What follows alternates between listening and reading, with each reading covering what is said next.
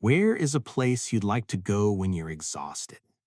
Somewhere quiet, cut off from the outside world, where time flows slowly, and if possible, a place with hot springs. I finally found a place just like that. No, I sort of ended up here by accident. Right now, I'm inside a dragon's stomach, enjoying a slow, laid-back life. The story began with a female knight charging through the battlefield against demons. The Knight Commander, the symbol of the nation and the object of the people's admiration, a position held only by someone exceptional in every way. And the 17th to hold that title is our protagonist, Lisa Liana, braver and nobler than anyone else. Or not. "Commander," a voice shouted, "please wake up Knight Commander Liana." Hearing this, Lisa, who was passing out, sleeping on the office desk, jolted as she awakened. I'm listening. Go on," Lisa mumbled, her voice exhausted. Hearing this, her assistant started presenting her with 40 approval requests, along with 6 audiences she had to attend that afternoon and 2 inspections as well, all of which she would need to submit a report that day. Hearing this, Lisa pleaded, her voice trembling. "If you put any more documents on my desk, I'm going to be crushed to death by paperwork." That night, as Lisa presented the report to her boss, she was tasked with inspecting the mountain range used by the royal family. Right tomorrow. Her boss said it would be a serious problem if monsters were present, since it had to do with the royal family. Hearing this, Lisa asked if it really had to be her, but her boss looked at her without a tint of concern in his eyes. He said, "Of course it has to be you. There's meaning in the Knight Commander herself confirming the safety. Submit the investigation as soon as you're finished." Hearing this, Lisa was reluctant, but she agreed anyway. As she walked out of the office, she genuinely started crying, losing every last bit of her insanity. "Tomorrow, I was supposed to take paid leave and go to the hot springs. My paid leave request, I just got approval from that old guy earlier. All my days off just keep getting skipped." You see, the Knight Commander is a symbol of the nation and the people's idol. That's nothing but a shallow lie. In reality, it's just a middle management job used by those at the top, writing reports and adjusting budgets to suit the orders of the royal ministers. Non-stop desk work and no days off at all. Recalling her boss's beaming smile saying he's counting on her, she thought those words were just unfair. With that, Lisa wanted to get the mountain safety inspection done as soon as possible so she could at least get the afternoon off. But it seemed her free afternoon would soon prove to be just a dream, as suddenly something loomed over the sun, casting a massive shadow on the mountain forest. And as Lisa looked up, it was a giant dragon. Huge! Lisa was perplexed. There's a frickin' dragon right there. Lisa immediately put her guards up. Why is a dragon classified as a special grade threat here? This is my first time seeing one in person. The dragon then flew down. It charged at her with her mouth open. Lisa was ready to engage in combat, but as she took her first step, her body gave out immediately. Oh no, this is bad. Between the lack of sleep and the exhaustion, I've got no strength left in my body. As she stumbled onto the ground, the dragon charged at her, and she was done for. And in her last moment, she thought, well then, dear members of the royal family, good thing we did that safety inspection. Snapped. The dragon swallowed her whole, and everything went black. A while later, Lisa finally woke up. This place is the afterlife? Did I lose to the dragon? Yeah, that's rough when you're sleep deprived. My whole body still feels heavy. Thinking about it, she started sobbing. Oh, I really wanted to soak in a hot spring one last time. But just as she was lying there crying, a young man showed up. He asked, "Oh, you're alive. Guess I won't need to deal with a corpse after all." Seeing him, Lisa thought she was going crazy, thinking he was an afterlife guide. Hearing this, the man said, "No, I'm not. I'm Eamon. I'm human. And this isn't heaven. It's the inside of a dragon's stomach," he said as he showed her where they were, inside a dragon's stomach, which looked more like a massive cave. Inside a dragon's stomach? Lisa was surprised. Right, I got eaten by a dragon. Yeah, that's right. Both you and I were eaten by the dragon. Judging by your gear, you're the knight commander of a neighboring kingdom, right? Most people after getting eaten get crushed to death before they even make it here. You're pretty tough. Seeing this, Lisa asked how he could explain it so calmly, to which Eamon said he just got used to the situation. Anyway, he said, it's cold standing around talking here, so let's head inside and talk properly. With that, he showed her a whole-ass tent. Lisa was confused. Why is there a temporary tent inside a stomach?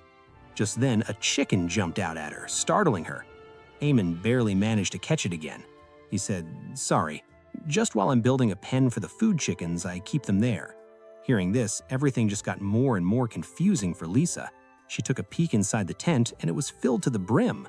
There's a desk and chairs, even a bed. This guy inside a dragon's stomach, isn't he just living normally? After that, the two got to know each other. Eamon introduced himself. I originally lived deep in the mountains, working as a hunter at my own pace. One day, I was out hunting for dinner like usual when I ran into a ridiculously huge dragon on the way. I thought, can I eat this thing? And challenged it, and ended up getting eaten instead. Hearing this, Lisa questioned if he was an idiot. Eamon continued, every day, whatever the dragon eats falls into that pond over there. Food, furniture, even treasure. If you fish them out and haul them over, most of it is usable. There was no way to escape, and before I knew it, I was building a home just to survive. And then little by little, it actually started to be fun. Saying that, Eamon wore a confident expression on his face. He said, I figured maybe just lazing around and living a slow life inside the stomach might actually be an option. Hearing this, Lisa creeped out. It's settled. This guy's an idiot. She scoffed, saying there was no way it could be a realistic option. But Eamon assured her not to jump into conclusion. After all, he had lived there for half a year with no real inconveniences. Hearing this, Lisa couldn't believe her eyes. She thought, I see, I get it now. This man, after being stuck in this enclosed space for 6 months, he's lost his mind. And in her eyes, Eamon was just a crazy man spouting nonsense. Then, without hearing Eamon's yapping anymore, Lisa walked outside and she approached the stomach wall. Seeing that, Eamon asked what she was doing. Just then, Lisa drew her sword and struck a powerful strike on the wall. Hey, Eamon asked, what do you think you're doing all of a sudden? Isn't it obvious? She answered. I'm getting out of here. But to her surprise, her attack did nothing more than a slight scratch on it. It's not working. Even my sword strikes can't do it. Seeing that, Eamon explained that the dragon's digestive membrane can't be destroyed even with magic. But Lisa didn't want to listen to him. She pointed her sword at his throat, her face flustered. Shut up! You've gone crazy from being trapped in this closed space. I'll get us outside, so just stay still. Seeing this, Eamon attempted to defuse the situation. Wow, straight to calling me crazy. I get that you want out, swinging that sword and all, but Lisa didn't want to listen. She said, there's no way you understand how I feel. I am the knight commander of a nation. My fate is to fight and die for my country. Starving to death inside a stomach like this must never happen. Hearing this, Eamon said, you fought a dragon and got eaten. I'd say that counts as a noble death in the line of duty. But Lisa disagreed. In reality, she was still alive. With that, she started swinging her sword frantically, trying to break the wall. Her strikes were getting more and more desperate as they became uncontrollable and started wrecking down Eamon's tents and base that he built. Seeing this, Eamon was furious. Hey, don't wreck the stomach base I worked so hard to build. On the other hand, Lisa asked if he also wanted to get out, but just as she turned to look at him, she suddenly saw several magic circles aiming at her. It was Eamon's magic. As he said, it's not like I'm in any hurry. I want to take it easy here. I won't forgive anyone who ruins my place of relaxation. Saying that, Eamon fired off his magic at her, forcing her to back off. A ring of light? You called yourself a hunter, but you're a mage. Just then, Lisa realized she had gotten her feet caught in the pile of rubble. On the other hand, Eamon urged her to stop acting up and destroying his home. But Lisa didn't want to hear any of that. She said, if you resist, I'll have no choice but to cut you down. This is your last warning. But to her surprise, Eamon said, that's my line. You seem pretty confident in your strength. but I've been inside this stomach for half a year. Now I'm gonna make you understand what it means to have the home field advantage." Suddenly, from the roof of the stomach, a whole-ass sailing ship emerged. Items the dragon eats come raining down there, and Lisa was in the exact spot they always fall down to. On top of that, that area's foot gets messed up by the items, making it hard to move around. And Eamon had nailed the timing and lured Lisa to that spot. With that, the ship fell down right at Lisa, crushing the items beneath. Getting hit directly, Lisa passed out immediately. The scene transitioned back to her past. One night, after Lisa barely managed to wrap up her paperwork, while she was dragging herself home thinking about cleaning her room, she accidentally overheard the conversation of two other knights. The knight commander's working late again. "Poor thing, so young and working that hard? It's fine, she does it with pride. Well, being commander's just a convenient scapegoat anyway. Doesn't matter who holds the title. What a rough job. It's one of those awful posts you want someone taught to stick with for a long time. I wonder how many years this commander will last." Hearing this, Lisa was devastated. What is that supposed to mean? Am I just a decoration? Is this really the knight commander I admired? I wanted to... Just then, Lisa woke up. She was lying on a bed, her body covered in bandages. I'm alive!" Just then, Eamon called out, "Oh, you're alive. You really are tough as nails. I healed your wounds with magic as much as I could. Even so, they were bad enough that you're wrapped head to toe in bandages." Hearing this, Lisa scoffed. How dare he do that to a commander? But Eamon teased her to tell her to climb up the ship if she wanted to say anything. On top of that, he guessed that judging by how she acted, she was spinning her wheels at work. Hearing this, Lisa was flustered. She decided to climb up and give him a spanking, but as she climbed to the ship, her hand slipped and she fell onto the ship. To her surprise, the board of the ship was filled with hot water. "This is a bath inside the ship?" she asked. To which Eamon explained the process, from cleaning the ship, filling it with water, to removing the digestive-type mana from the stomach fluid and turning it into bath water. Hearing this, Lisa scoffed. She didn't mean to ask about the process, she asked would he do that. To which Eamon explained while Lisa was unconscious, she muttered that she wanted to soak in a bath. On top of that, she was also sleep-talking about her supposed paid leave and how she ended up having to do the investigation. Hearing this, Lisa was utterly embarrassed. Still, Eamon's asked how the bath temperature was. "Well," Lisa mused, looking at the bath water, she thought, "He's right. The weight I'd been feeling in my legs is slowly peeling away. The stiffness in my back feels like it's melting too. This is insanely comfortable." With that, Lisa completely lost herself in the relaxing bath. "Hey," Lisa said. "A hot spring I couldn't visit for years. I never imagined I'd be soaking in one inside a stomach." As a knight commander, I kept work for the country, telling myself I'd become the knight commander I admired, pushing myself every single day. But it was very different from my ideal. It was rewarding, but the people around me were constantly needling me, and my head kept filling with fog. Looking back now, I was completely burned out. Hearing this, Eamon smiled. "At least for today, forget about work. After all, deep down, today was supposed to be your paid leave, right?" After the bath, Eamon handed Lisa a bottle of milk, to which she thought this place really does have everything. Eamon then said that there were various things that fell down there, so if it's impossible for the time being, someday they might find something that helps them escape. But for now, since they were here anyway, he wanted her to think of it as a long vacation and take it slow. Hearing this, Lisa scoffed, telling him to not be ridiculous. After all, a long vacation here could mean for the rest of your life. It wouldn't be great, or would it? As Lisa thought about having days off for her whole life, it actually didn't sound bad at all. Then she said, If there's no other choice, I suppose it can't be helped." Hearing this, Eamon smiled and told her to relax. The next day, Lisa was journaling down her experience. To sort out the situation, I'll summarize what we know so far. First, even though we're indoors, it's bright during the day without lamps. Apparently, that's because the light the dragon absorbs outside passes into his body. According to Amun, small amounts of light enter through gaps in the scales and reflect and amplify inside the body. It's gentler than the outside world, not as blinding. As Lisa took a look outside, she could see items falling down from the top. Must be the dragon's mealtime. The items get chewed and pass through the esophagus, so they're basically crushed by the time they get here. I fell in just like that, and somehow I survived. The living area spreads around the stomach's digestive pool.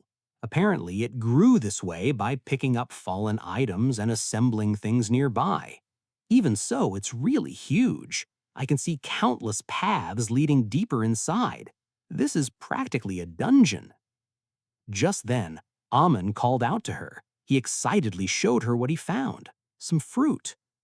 Well, you say fruit, but, Lisa said, it's pretty rotten. You'll upset your stomach.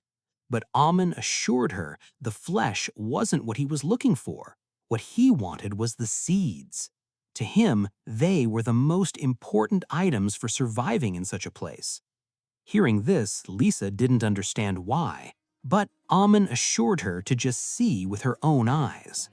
As Lisa followed Amun, she was surprised at how spacious the dragon's stomach was, to which Amun said he was desperate just to survive for the first few months, so he hadn't fully explored the deeper areas.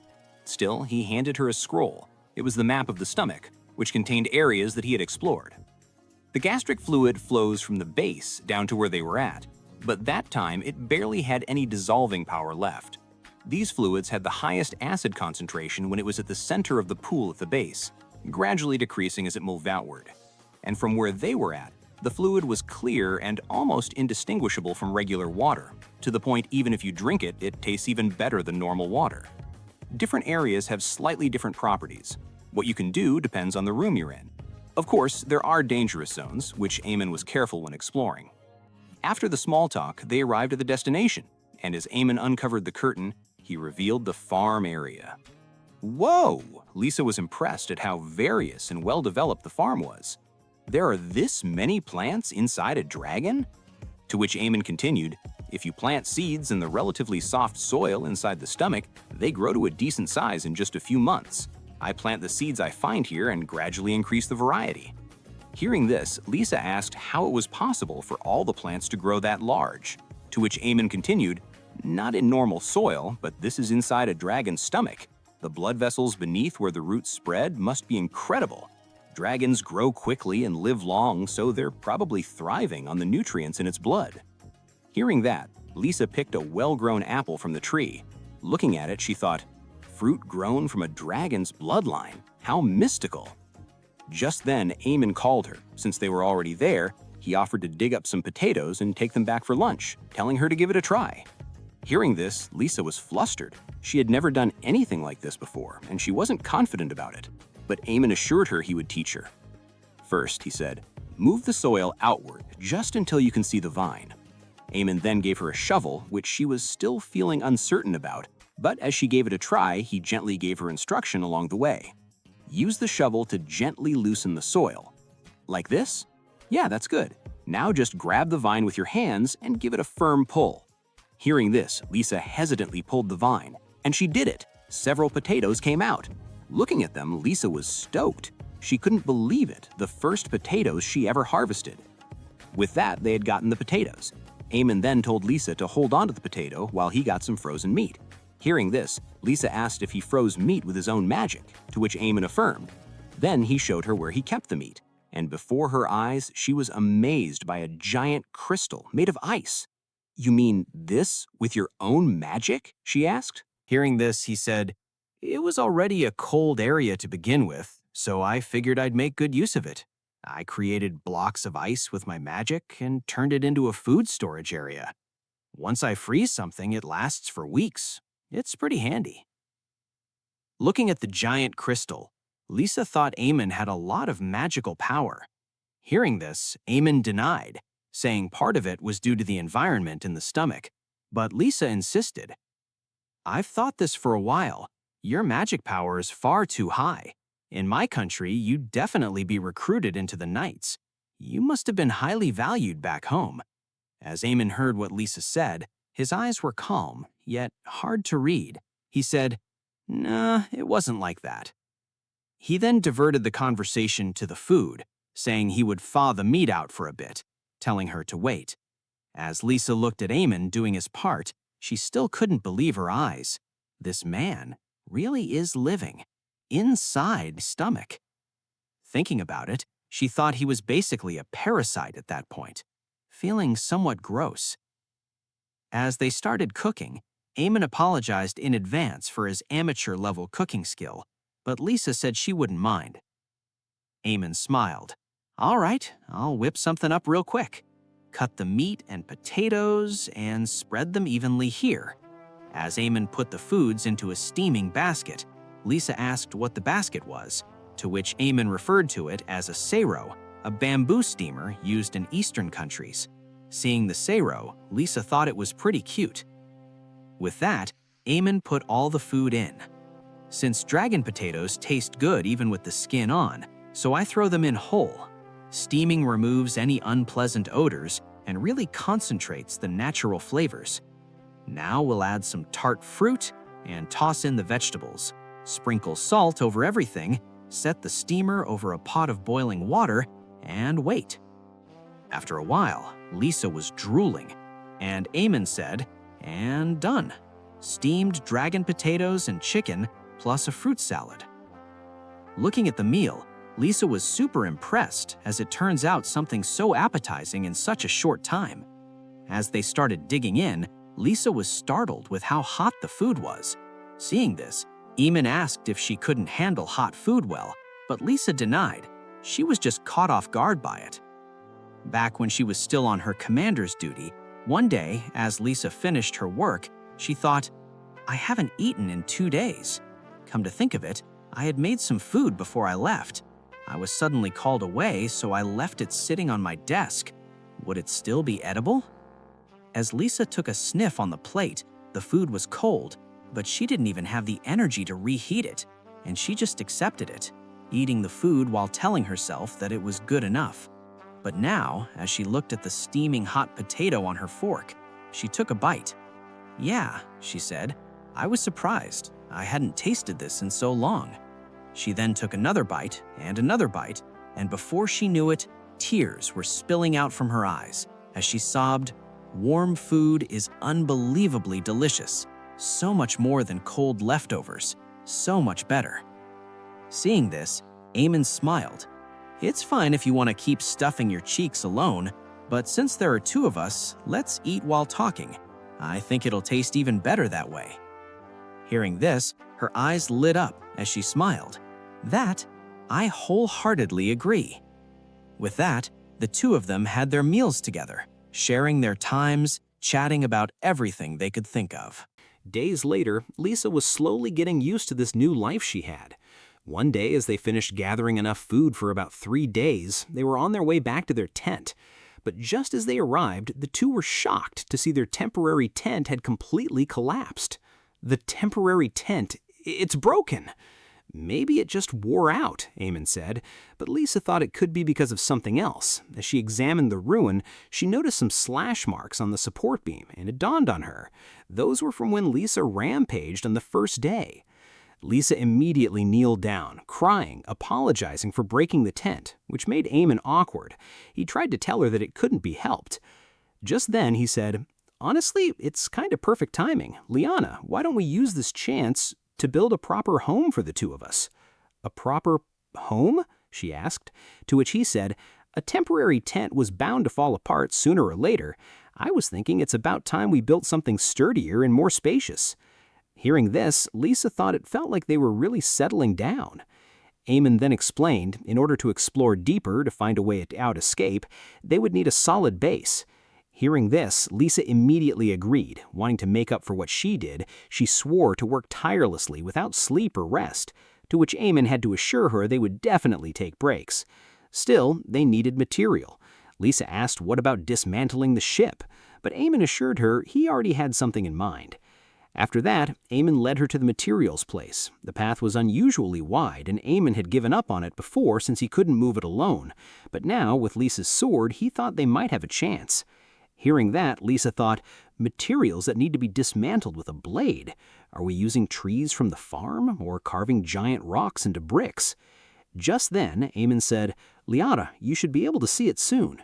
And as the view opened up to them, Lisa was completely baffled. She chuckled, this stomach really is beyond all common sense. Before them was the skeleton of an enormous beast who had fallen victim to the dragon's hunger. The floating sky shell. The corpse of a gigantic turtle that could fly through the sky. Because it soared higher than any other creature, it was also called the one who bears the stars. Something like that inside its stomach. It must have been eaten by the dragon and died here. The bones are made from fused carbon and crystallized mana. They're so rare and durable that they're even used in royal construction, perfect for our house. The problem is they're too big for me to move alone. I'm not great at physical attacks, so I can't really break them down myself. If you could cut them apart with your sword, we could carry them piece by piece.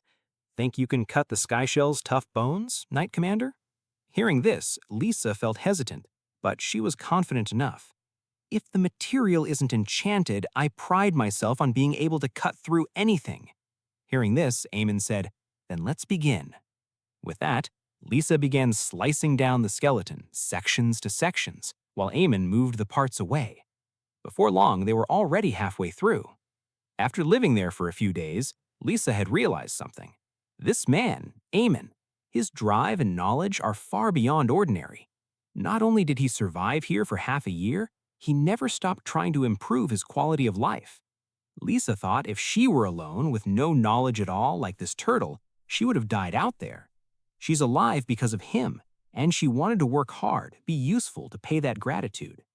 Just then, the part where she was standing collapsed on her and she fell down, causing a ruckus. Eamon was startled. He rushed back to see if she was okay. That was a nasty sound, he said. You're not hurt, are you? It's nothing, she assured him. I just slipped. Just then she felt a sharp pain in her ankle. Ouch! Maybe I twisted it badly. Eamon then asked. He thought her legs looked like it hurted, but she insisted that she was used to that much, and she could move just fine. Internally, Lisa was afraid.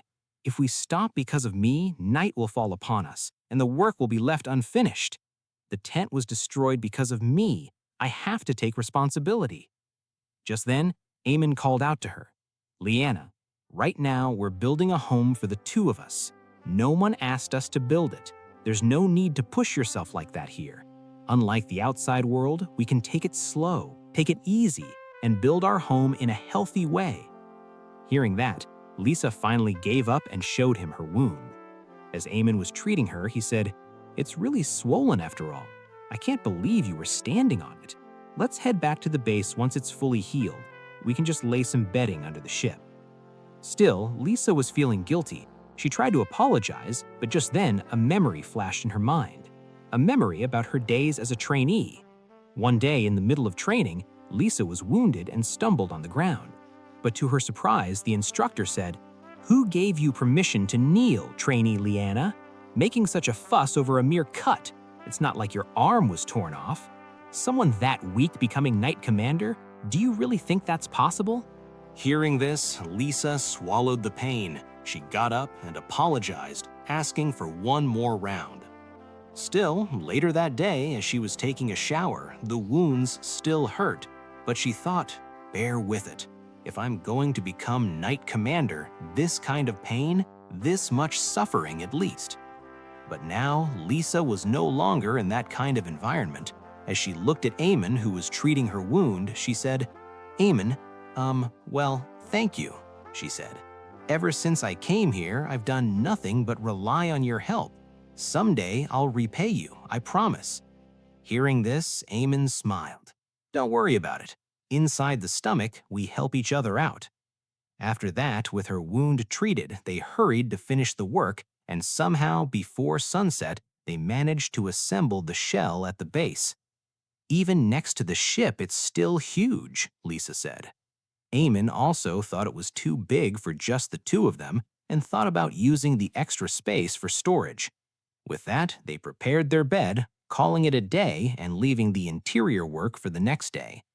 As they settled down, Lisa thanked Eamon again. She promised she would make up for it the next day, but to her surprise, Eamon wasn't listening to her. He was staring at something, looking captivated.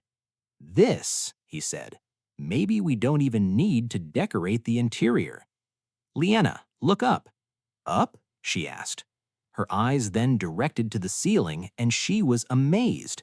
Inside the bone, it was glowing like stars. Eamon also didn't know about this. The books never mentioned anything like this.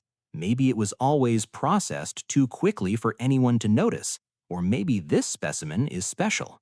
Hearing that, Lisa said, "Either way, it is incredibly beautiful."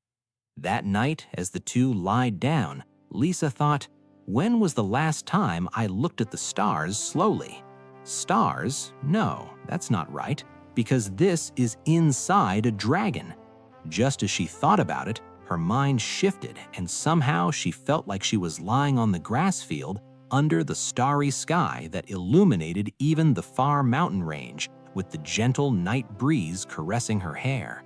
So this was what they meant, the sky shell, a giant turtle that flies through the sky. Soaring higher than any creature, it earned another name, the one who bears the stars. With that, wrapped up their night. The scene transitioned. We could see Lisa being questioned by the higher-ups. They asked why she disappeared during the mountain investigation, to which she explained that she was eaten by a dragon. But she didn't even get to finish talking about meeting a man inside it as she was cut off by her boss, yelling at her for making up bullshit. To the hires, not only did Lisa fail her assignment, she also spouted nonsense to excuse her shortcomings. Therefore, they gave her her sentence. Lisa Liana is hereby stripped of the rank of Knight Commander and sentenced to 10 years of underground labor. Hearing this, Lisa panicked. She tried to plead for mercy, but despite her cry, the guard took her away, and she could only scream louder and louder. And suddenly, she snapped back to reality, panting for breath. Turns out, it was another dream. As Lisa got out of the tent, Eamon greeted her. He asked if Lisa had woken up earlier than expected, to which Lisa tried to play it off. Lisa then asked what Eamon was doing, to which Eamon said he was sorting out items. He was thinking of tossing what they didn't need into the stomach pool. Just then, Eamon said it was the perfect timing, as he had a present for her. "Ta-da!" he said, and in front of Lisa, he presented her with a wardrobe. "This is," Lisa asked, to which Eamon said, "It's a dresser. The contents were women's clothes, so I figured it's for you. It even came with a full set of clothes. Normally, you'd have to strip clothes off a corpse." Hearing that, Lisa felt uneasy, thanking Eamon for not doing that to her. Still, looking through the clothes, they were all high-quality clothes that normally would have been crushed. Turns out, the wood of the dresser has disaster defense magic cast on it, which meant it probably belonged to a noble. And most importantly, Eamon said as he pulled out a sweatshirt, there was an incredibly nice pair of sweat clothes inside. You don't find something like this very often. I'm giving it to you. Hearing this, Lisa was confused. Eamon then explained, "You sleep wearing your armor, don't you? There's no way you'll sleep well like that. After getting out of the bath, you should put on soft sweat clothes and go to sleep." But to his surprise, Lisa reluctantly declined his offer, which shocked him. She then said, "To be ready for duty at any time, armor must be worn 24 hours a day. It's an unspoken rule passed down through generations of commanders, and of all things, sweat clothes are unacceptable." "But why?" Eamon asked, to which Lisa finally gave him her real concern. If a knight commander wore sweat clothes to bed, that'd be lame. Hearing this, Eamon thought Liana had gotten quite the pride, but he suddenly remembered something. Amon quickly put his hands on Lisa's shoulder. He asked, "Liana, when was the last time you washed that armor?" "The last time," Lisa said, "when I had some free time, maybe 2 months ago." God damn, our girl musty as fuck. Hearing this, Amon asked if people at work kept their distance from Lisa. He also assumed that Lisa didn't have a lover, which she felt offended. Lisa got mad and asked what was the reason Amon was saying such things, to which Amon finally dropped a truth bomb on her.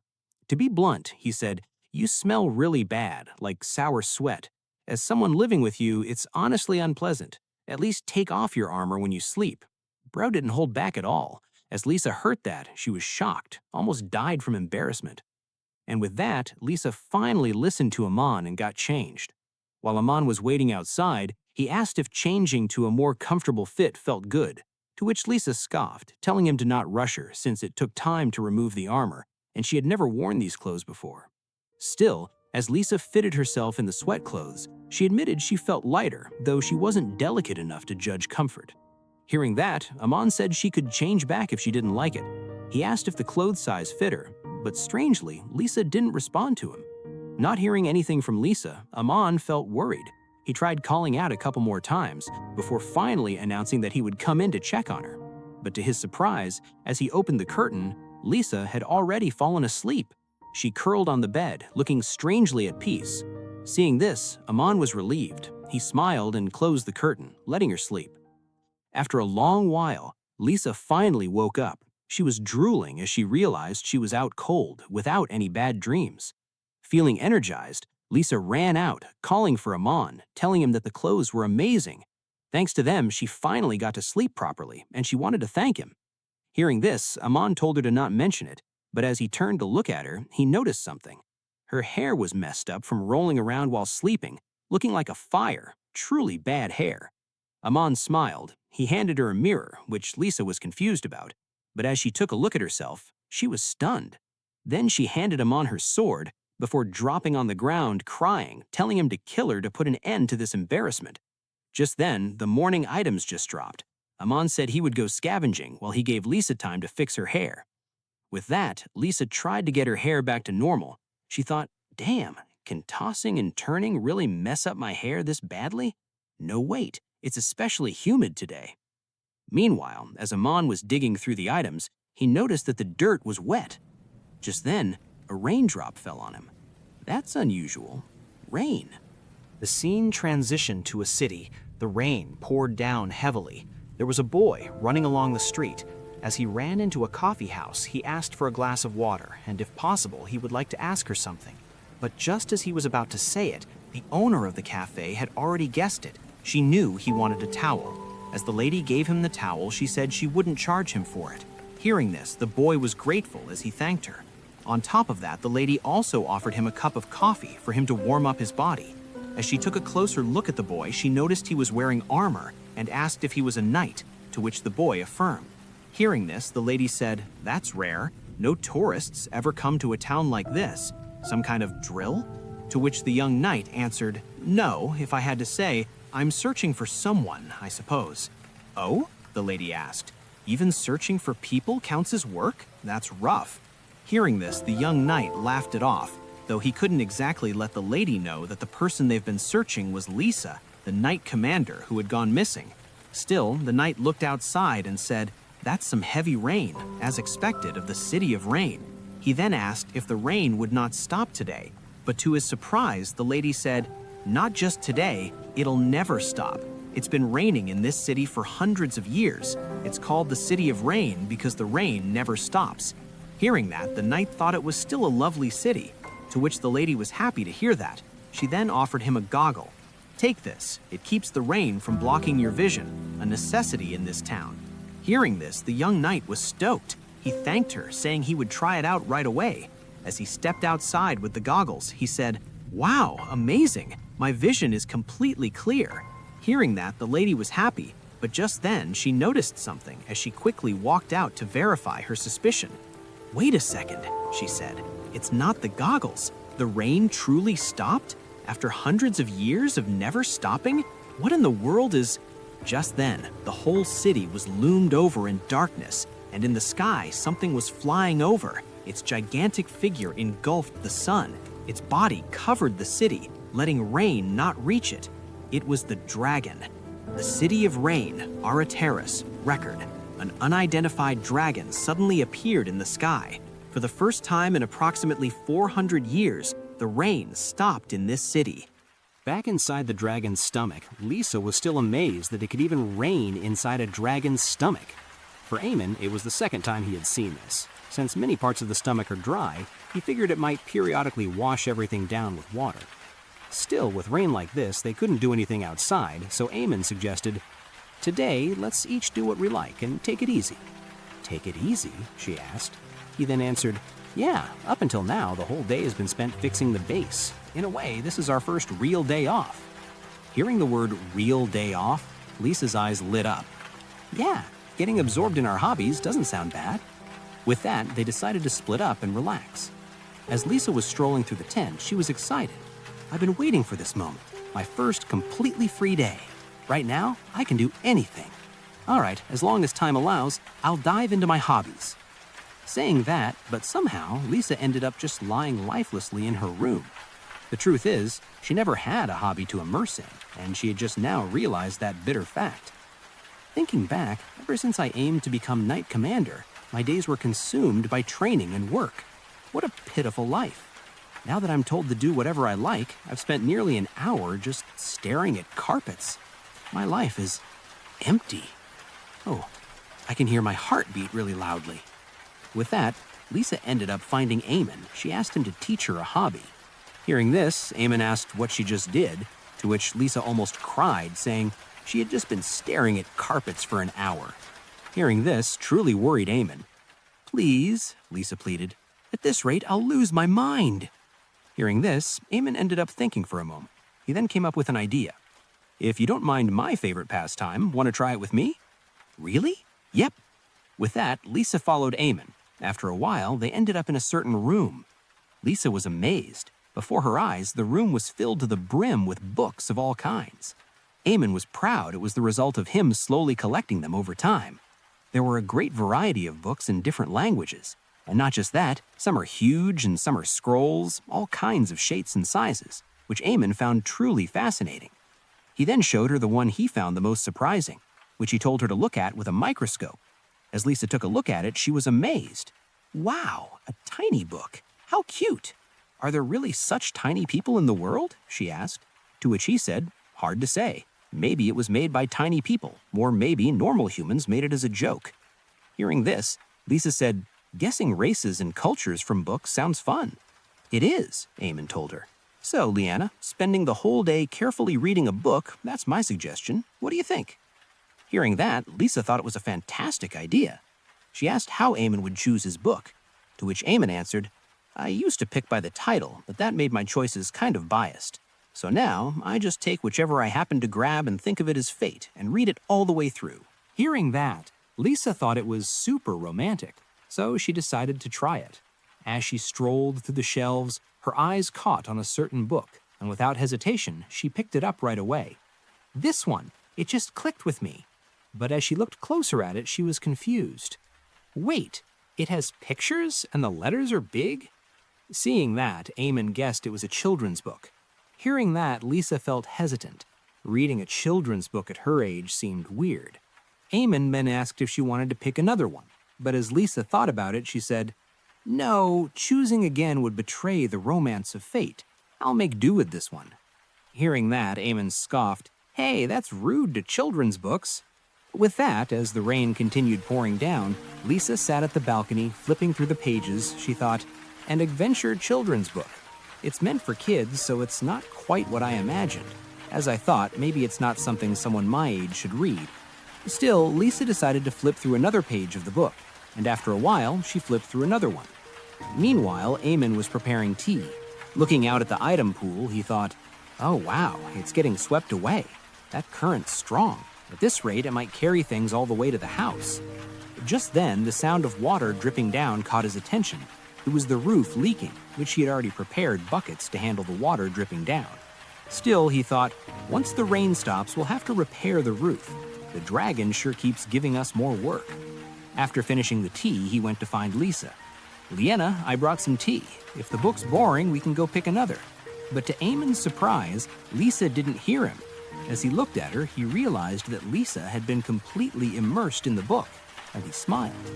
He then left the tea to her, to which she finally noticed him and thanked him.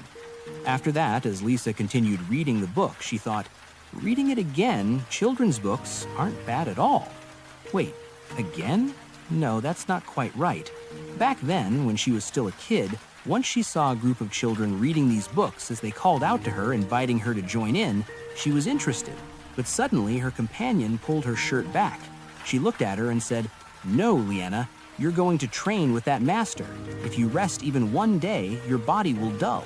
If you want to become Knight Commander, don't listen to their invitations." Thinking about it, Lisa never got to experience those books.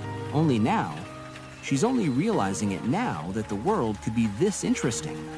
With that, along with Eamon, who was reading his book, the two of them shared their afternoon, reading books, having tea, as the sounds of rain continued on. A while later, as Eamon awoke, he realized he had dozed off a bit and it was already time for dinner. He turned to check on Lisa, but as he called out to her, Lisa cut him off. She said, "Eamon." She then looked into the distance, looking all wiser and enlightened. "I want to savor the lingering feeling of it for a while, so be quiet for a bit." Hearing that, Eamon thought she really liked the book. Well, liked would be an understatement. Lisa was so into the book. While Eamon was sleeping, she ended up finishing 3 whole volumes of the story. On top of that, she would have continued on, but it seemed she couldn't find the 4th volume. Hearing this, Eamon seemed to have remembered something. Leanna, sorry. Actually, only volume 4 of that series is missing. I searched through the pile of items, but that one volume just isn't there. Hearing this, Lisa was shocked. She fell to her knees, asking, "So I can't read the rest?" Eamon affirmed, though he suggested that she could just skip volume 4 and keep reading, but Lisa immediately grabbed his collar. She stared at him intimidatingly, saying, "Obviously, that's not acceptable." With that, Lisa cried over her unfulfilled story of adventure. Seeing this, Eamon came up with something. He began drawing on the board the map of the stomach. Looking at the map, he then said, "There are still plenty of areas inside the stomach. If we want to find a way out, we'll have to explore them someday. So, Leanna, just like the heroes in those books, want to go on an adventure together?" Hearing this, Lisa thought, places that even Eamon doesn't know? Unexplored lands? That confirmed their next adventure. The scene then transitioned. Previously in the story, in a city where the rain never stops, a boy and a woman encountered a massive dragon, and for the first time in centuries, the rain disappeared from the city. As the young knight and the lady traveled together, he thanked her for guiding him along a shortcut, to which the lady told him don't mind, since she knew the area well. The knight then asked, what was your name again, miss?" To which the lady smiled and said, Rain Wallenstein. But you can just call me Ray." Hearing this, the knight said, "Ray, I'm Miguel." With that, the two of them introduced each other. Ray then continued, "Yesterday was one surprise after another. I've never seen a dragon that big before. So you're putting your search on hold and heading back to report that thing?" Hearing this, Miguel affirmed her assumption, though he said, "Still, I had no idea there was a shortcut like this. Why didn't the people in the next town tell me about it?" As he asked that, Ray was about to answer why, but just then, something showed up. A massive boar monster. Monster? Miguel was surprised. "I've seen it in reports. A high-alert monster, Garbaros, also known as the Tyrant Crusher." The monster immediately charged at them, to which Miguel panicked. He picked Ray up, carrying her on his shoulder while running for their life. Damn, I'm jealous. I want to save hot mommies from monsters, too. As the two of them find a temporary hiding spot, Ray said, "This path may be a shortcut, but it's also a bit of a danger zone. Monsters wander around here, so everyone avoids it," she said with a beaming smile, which Miguel scoffed, saying she could have said it way earlier. Miguel then hugged his head. He was working his brain, trying to think of a way to defeat the monster. Think. Visualization is key. Unbeknownst to him, while he was still thinking, Ray had already gone on her own and faced with the beast. It seemed she was in danger. Wait, what the fuck? Did she just parry the monster's attack with magic? On the other hand, Miguel was still thinking, first, stall it with my sword and let Ray escape. Then I'll retreat at the right moment. Meanwhile, Ray was firing barrages of magic at the monster's head, stunning it. And then, while Miguel was still asking himself if his plan was even possible, Ray channeled her mana in front of the dazed beast. She then summoned a giant magical fist and smacked the shit out of the beast, finishing it. Just then, Miguel finally steeled his resolve. He turned to Ray, saying he would draw the monster's attention, while Ray make an escape back to the city. But to his surprise, Ray wasn't next to him anymore. He peeked out of the hiding spot, only to find Ray was standing there with the beast already taken down. Ray smiled. "It's fine, Miguel. Like I said, I'm quite familiar with this area." Damn, I take what I said before back. Mommy ain't need no saving from me. Ray then said a threat like that was nothing and she would handle it, to which Miguel's legs gave out in shock, yet relieved. That night, as they were camping, Miguel got to try the meat of the boar, and he was amazed. "This is delicious. I've never had meat this good before." He then asked if Garbaros meat was common around there, to which Ray said, "Not really. It's rare, so people don't eat it often. There aren't many edible parts either, but if you grill it with honey and spices, it turns out decent." Hearing that, Miguel said, "Decent? No way! You could open a restaurant with this alone." They then continued eating, while Ray stared at Miguel with a mysterious smile. She then asked, "Hey, Miguel." "Yeah?" To which she continued, "The person you're looking for, is it the Knight Commander?"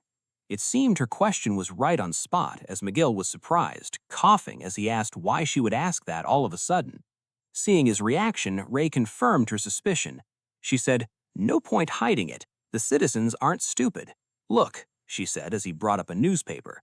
"Knight Commander missing for over a month. It's made the papers." Seeing this, Miguel was surprised. Yesterday's morning edition? So the public already knows. With that, he had no choice but to confess to Ray. Yes, the commander disappeared. She went out on a trip and never came back. Even with the entire order searching, we couldn't find her. It's a real problem. Looking at Miguel, Ray asked, "You don't seem to like the commander very much." Hearing this, Miguel denied it right away. He said, "It's more like, I barely know Commander. Our ranks are too far apart. I've never even properly spoken to her. The one time I ever heard anything about her was when other knights mocked her behind her back, calling her too serious, just a figurehead. They always made fun of her. Hearing that over and over, I couldn't see her in the eyes and started losing respect for her too. A useless figurehead who never amounted to anything. So that's what the honorable commander really was. Or so I thought. But now I know better. After she disappeared, as a temporary measure, I ended up taking over the work she left behind. And since then, it's been hell." Saying that, Miguel remembered working with the higher-ups, who was being an acting commander in place of Lisa. The new commander just wouldn't want to cooperate with all the works, telling them to leave it there till Lisa come back. No matter what they asked, he just shrugged it off and dumps it on subordinates. He's gone all day. They couldn't report or consult properly. Miguel continued, "The whole order's pulling all-nighters, not even going home. And only now that I've finally realized that the person we thought was useless was actually handling all the hard work behind the scenes. Now I truly respect Commander Leanna. It's selfish, but I want her to come back." Hearing all this, Ray thought it seemed like Lisa was buried under brutal work. She was wondering if Lisa had run away from it, to which Miguel recalled having a conversation with the higher-up about the possibility of Lisa running away. To which the higher-up scoffed. "Desertion? That's a death sentence, no question. Damn that woman making things this hectic. Can't even fulfill her role as a figurehead." Hearing that, Miguel was baffled. Death? After everything she's done for this country? Not even a shred of mercy?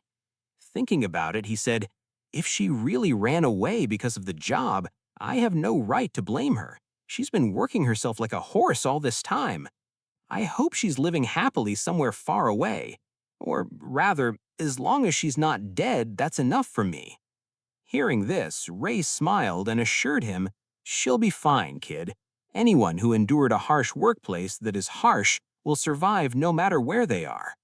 Seeing Ray giving him such comforting words, Miguel smiled back at her. Yeah, you're right. Well, not sure about surviving tough. As the scene transitioned back inside the dragon's stomach, we could see Lisa screaming Eamon's name, with her face in utter pain, her nose runny and her eyes losing hope. She cried, "This is it! I'm gonna die!" On the other hand, Eamon urged her, "Hang on, Leanna, the next area should be just ahead." But it seemed Lisa didn't believe him at all. She said, "You've been saying that and we've been walking for ages. More importantly, why is it snowing inside stomach?" Yes, the two of them were exploring the deeper parts of the dragon's stomach, and somehow they ended up in a mountainous section where it was genuinely freezing, covered in snow. "This is bad," Lisa pleaded. "The armor's freezing me to the core. I can't move anymore." Ah! Just as she said that, something inside her stopped beating, and for the last bit of consciousness she had left, she thought, "Report to Eamon. My heart is stopping." Eamon then turned around and panicked. "Leanna! Leanna, come back! Leanna!" With that, Leanna has gone into cardiac arrest. A while later, as Lisa slowly opened her eyes and came back to her senses, she survived somehow. "Where am I?" she asked. "Where is this? A blanket?" Just then, her memories came back to her. "That's right, I collapsed in the snowy mountain, and Eamon carried me. Did we get out of the snowy area? Where is Eamon?" But as she tried to get up with her flimsy legs, she noticed something under her legs. "Water?" she asked. She looked up, and to her surprise, in front of her was a whole ocean with a coastline that seemed to stretch till forever. A lake? No, this is an ocean? Just then, Lisa heard Eamon calling to her. "Leanna, you're awake. This place is amazing. Look," he said as he held up a big fish he'd just caught, his face excited. "Fish, fish, you're swimming." With that, they planned to prepare a meal with the fish they caught. Meanwhile, the two recapped what had happened so far. Eamon said, "After walking along the snowy path for a while, we came out here through a cave." Hearing this, Lisa finally understood what happened. Eamon continued, "I'm glad you woke up. Let's use this place as our base and get some proper rest today." To which Lisa agreed, thinking it wasn't a bad spot. Eamon then said he would catch more fish for dinner, while he told Lisa to rest. Hearing this, Lisa didn't agree. She wanted to help him, swearing that her body felt fine then. But just as she assured him there was no problem, her body suddenly collapsed to the ground. "Leanna, are you okay?" Eamon was worried. Meanwhile, Lisa thought to herself, "Why, my whole body, my legs feel as heavy as stone." Seeing this, Eamon said, "Lena, we ended up walking for a full day, you know. No matter how fun the adventure is, doing things you're not used to will wear your body out." Hearing this, Lisa said, "I see." Internally, she thought, "Before I ended up inside the stomach, I had been doing desk work for a while. I used to adapt quickly, but I've gotten rusty." With that, Eamon moved to the next topic. While she was sleeping, he had prepared her a hole that he worked hard digging, and he excitedly told her to bury herself in it. Hearing this, Lisa was confused.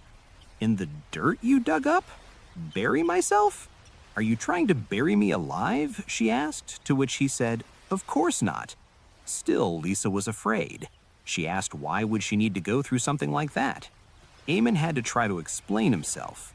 No, it's to help your body recover. Besides, even if you're buried, your head will be above ground. Hearing this, Lisa scoffed. That sounded even more like torture. She insisted, "Even if it's your idea, Eamon, I refuse this time. There's no way that would help my body recover." Well, that was what she thought, but since Eamon said so, she tried it anyway. As Lisa lied down the hole with a blanket covering her, Eamon said he would start piling sand on top. Still, Lisa was second-guessing it. Was I a fool for believing him for a second? This really is just being buried alive after all. Eamon, could it be that you're really angry about something after I kept getting carried away the whole time during the adventure and then collapsed and held you back? I see. Since I'm just a burden, I'm being buried here. This is bad. The weight of the sand is pressing on my organs. It's suffocating. Just then, she noticed something. Wait, huh? This actually feels really nice. Or rather, this sand. On the other hand, Eamon asked how it was. He began explaining the science behind it. Heat from underground rises and warms the sand. A similar phenomenon sometimes happens in volcanic areas in the outside world. Still, they were inside a dragon's stomach, not a volcanic area, but Eamon speculated that if dragons really breathe fire like in legends, maybe there was a high-temperature organ beneath that area, which would be the reason for the sands heating up.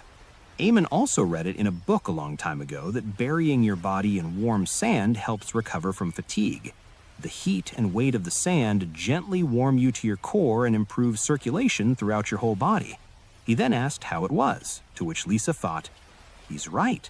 My cold body is starting to feel nice and warm. The stiffness in my legs is melting away smoothly. A gentle warmth and a comfortable weight. What is this? This feeling? It feels so good. I might just fall asleep like this." Seeing that Lisa was enjoying it, Eamon said he would go catch some fish, reminding her to come out after 10 minutes. Lisa agreed. She apologized for causing him trouble. While lying there, she thought, even after going on an adventure, I keep getting saved by Eamon, and I'm supposed to be the knight commander. How embarrassing. With that, Lisa, now feeling energized, made up her resolve. She promised to make up for it and help Eamon. Meanwhile, Eamon was busy fishing. As he was thinking about dry aging the fish, he suddenly noticed something from afar. Huh?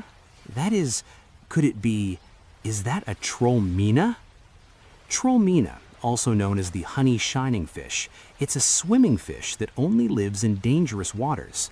Though it's small, about 30 centimeters in length, a single one is such a luxury ingredient it could buy a house. And as for its taste, even ogres are said to have their cheeks fall off from how delicious it is. Thinking about it, Eamon couldn't help but start drooling. Just then, he noticed the fish was heading his way, and he was stoked. All right, dinner's decided. Come here, you luxury ingredient. Leanna and I will enjoy you properly. But as the fish closed the distance and jumped at him, he realized something that wasn't quite right. The fish that was supposed to be about 30 centimeters turned out to be a giant beast of a specimen, its size far exceeding Eamon, and it was charging right at him. Huh? Eamon was surprised. Isn't it a bit bigger than I heard? Okay, time out. With the story of Eamon, Lisa, and the legendary fish put on hold, we now move to a side story. Weekly Young Magazine, a manga magazine published in the Ardian Kingdom, widely loved as entertainment by the citizens, it's a manga that brings hope and courage every Monday. This story is about a certain mangaka who serializes their work in that magazine. Lisa, now the mangaka, trying her best to scratch through the pages, she cried, "I'm sleepy and hungry. My arms feel like they're going to fall off. I can't do this any longer. I don't even remember the last time I took a bath. I wish I'd gotten serialized in the afternoon." Just then, her boss, now the editor, whispered in her ears intimidatingly, "Stop complaining and hurry with the manuscript." Hearing this, Lisa was startled. "My editor, when did you get into my room?" The editor then asked how many pages she had left, to which Lisa said she still had 16 pages. Hearing this, the editor threatened her that if she couldn't make the deadline, a substitute manuscript would be published instead. Hearing this, Lisa was terrified. A substitute manuscript? When pages are left empty due to trouble or the author's poor health, they're filled with stand-in content, like a rookie's one-shot or article pages. The editor continued, "If you, who are already on the brink of cancellation, miss your deadline, a fresh rookie's one-shot will take your place. And if that substitute becomes a huge hit, it gets serialized immediately. And then, who do you think gets canceled next?" Hearing this, Lisa was scared. It would definitely be her. And with that, the editor promised he would come back in 6 hours as the last deadline. As Lisa was left with her pile of work, she thought, 16 pages in just 6 hours? That's impossible. There's no way I can finish it like this. But if I don't, my editor will kill me. Maybe I should ask my assistants again to help divide up the background work. But just as she was heading to her assistant's room, she accidentally overheard their conversation. They were talking badly behind her back. They were criticizing her lame story while thinking of altering the plot themselves. One of the assistants, Pine Bull, an assistant with 5 years on his belt and still no award, said, "If this crappy content keeps going next week, I'm gonna say something to Liana. Like, Sensei, want me to handle the story from here on?" Hearing this, another assistant, Guriko, laughed loudly, saying Lisa would cry if she heard that. On the other hand, Miguel, the newest assistant, felt uncomfortable and just stayed silent. Meanwhile, as Lisa heard that, she stumbled down. Sitting outside the room, she thought, "I'm getting absolutely trashed by my own assistants. I want to send them home and just sleep alone. They were so nice when they first started. As the survey rankings drop, they start looking down on me. This merit-based world is terrifying. I just want to sleep." Just then, Miguel noticed her. He came out and asked her, Liana-sensei. "Miguel-kun? Sensei, you're in trouble with this week's manuscript, right? I have an upperclassman from my school days who's an incredibly skilled assistant. If you'd like, I can ask if they're available to help temporarily." He continued, "I haven't met them personally, but they're very active in professional workplaces, and I heard they happen to be free for about a week. They might be able to help." Just as Miguel said that, Lisa immediately put her hands on his shoulder, thanking him, calling him a god. With that, Miguel put the letter along with the week's drafts in and sent them away through a mailing bird. If the timing worked out, that assistant should come right away. Lisa thanked Miguel. Though she was still uncertain, could one person really make that much of a difference? Just then, someone knocked on the door. "Excuse me, I'm Eamon, here to help temporarily." Hearing this, Lisa opened the door. She said, "Are you the temporary assistant? I'm so sorry, this really helps." To which Eamon said, "Not at all. For now, while looking at the copies Miguel sent, I finished 3 pages in the carriage on the way here." Saying that, he showed her the 3 pages he had already finished, which shocked Lisa. Just then, Lisa noticed there were a character that she hadn't drawn on the draft yet, which Eamon apologized for taking the liberty. Since he knew from the script that the character would appear in that part, he went ahead and copied the design from her previous manuscript and reused them for the rough draft. Hearing this, Lisa was amazed at how capable he was. There seemed to have been hope for Lisa. They might really finish the script. Just then, Eamon asked, "Do you have cooking utensils here?" Hearing this, Lisa said yes, though she was confused about what he wanted. Eamon then proceeded to cook a meal for everyone first, which shocked her again. And with the ingredients he prepared in advance at home, Eamon brought out a table full of dishes. Seeing this, Lisa wanted to share the meal with her other assistant. She awkwardly called for Pine Bull, telling him to have a meal together. Seeing this, Pine Bull was confused. "Huh? Sensei, do you understand the situation right now? We don't have much time until the deadline." Just then, Eamon stepped in. He handed Pine Bull a dish and said, "Hey, judging by your face, you haven't eaten anything today, have you? Even just one bite, you should put something in your stomach." Hearing this, Pine Bull still refused, but as he was saying the deadline was important, the smell of the food hit his nose and he folded immediately. With that, all the assistants finally had their first real meal in a while. They couldn't help as they dug in continuously. It's delicious. It's too good." Seeing this, Lisa was surprised by their appetite. Eamon then said, "If your stomach isn't full, your concentration won't last. And that's not all. When people stay hungry, they gradually become irritable." Just then, Pine Bull hesitated, but he called out to Lisa. Liana-sensei, lately my attitude's been bad. I'm sorry. I've been doing this for 5 years now, but I still haven't won a rookie award, and I was taking that frustration out on you. It's truly pathetic of me." As he apologized wholeheartedly, Lisa felt bad and said it was fine. Pine Bull then asked, well, if it's okay with you, next time, could you look over my storyboards?" Hearing this, Lisa was so happy. Of course I will. I'm the one who should apologize for making you work all the time." With that, everyone shared the meals together. As they laughed, chatted, Lisa thought, that's right. In the beginning, we were all like this, getting along so well, the food is delicious, and talking with everyone's fun. Right now, I'm really happy." After the meal, all of them fell asleep together, peacefully. Well, 6 hours passed, and the editor arrived. Looking at everyone sleeping, he thought eating too much might have spiked their blood sugar and they all passed out. He then turned to look at the manuscript, to which all of the papers were still blank.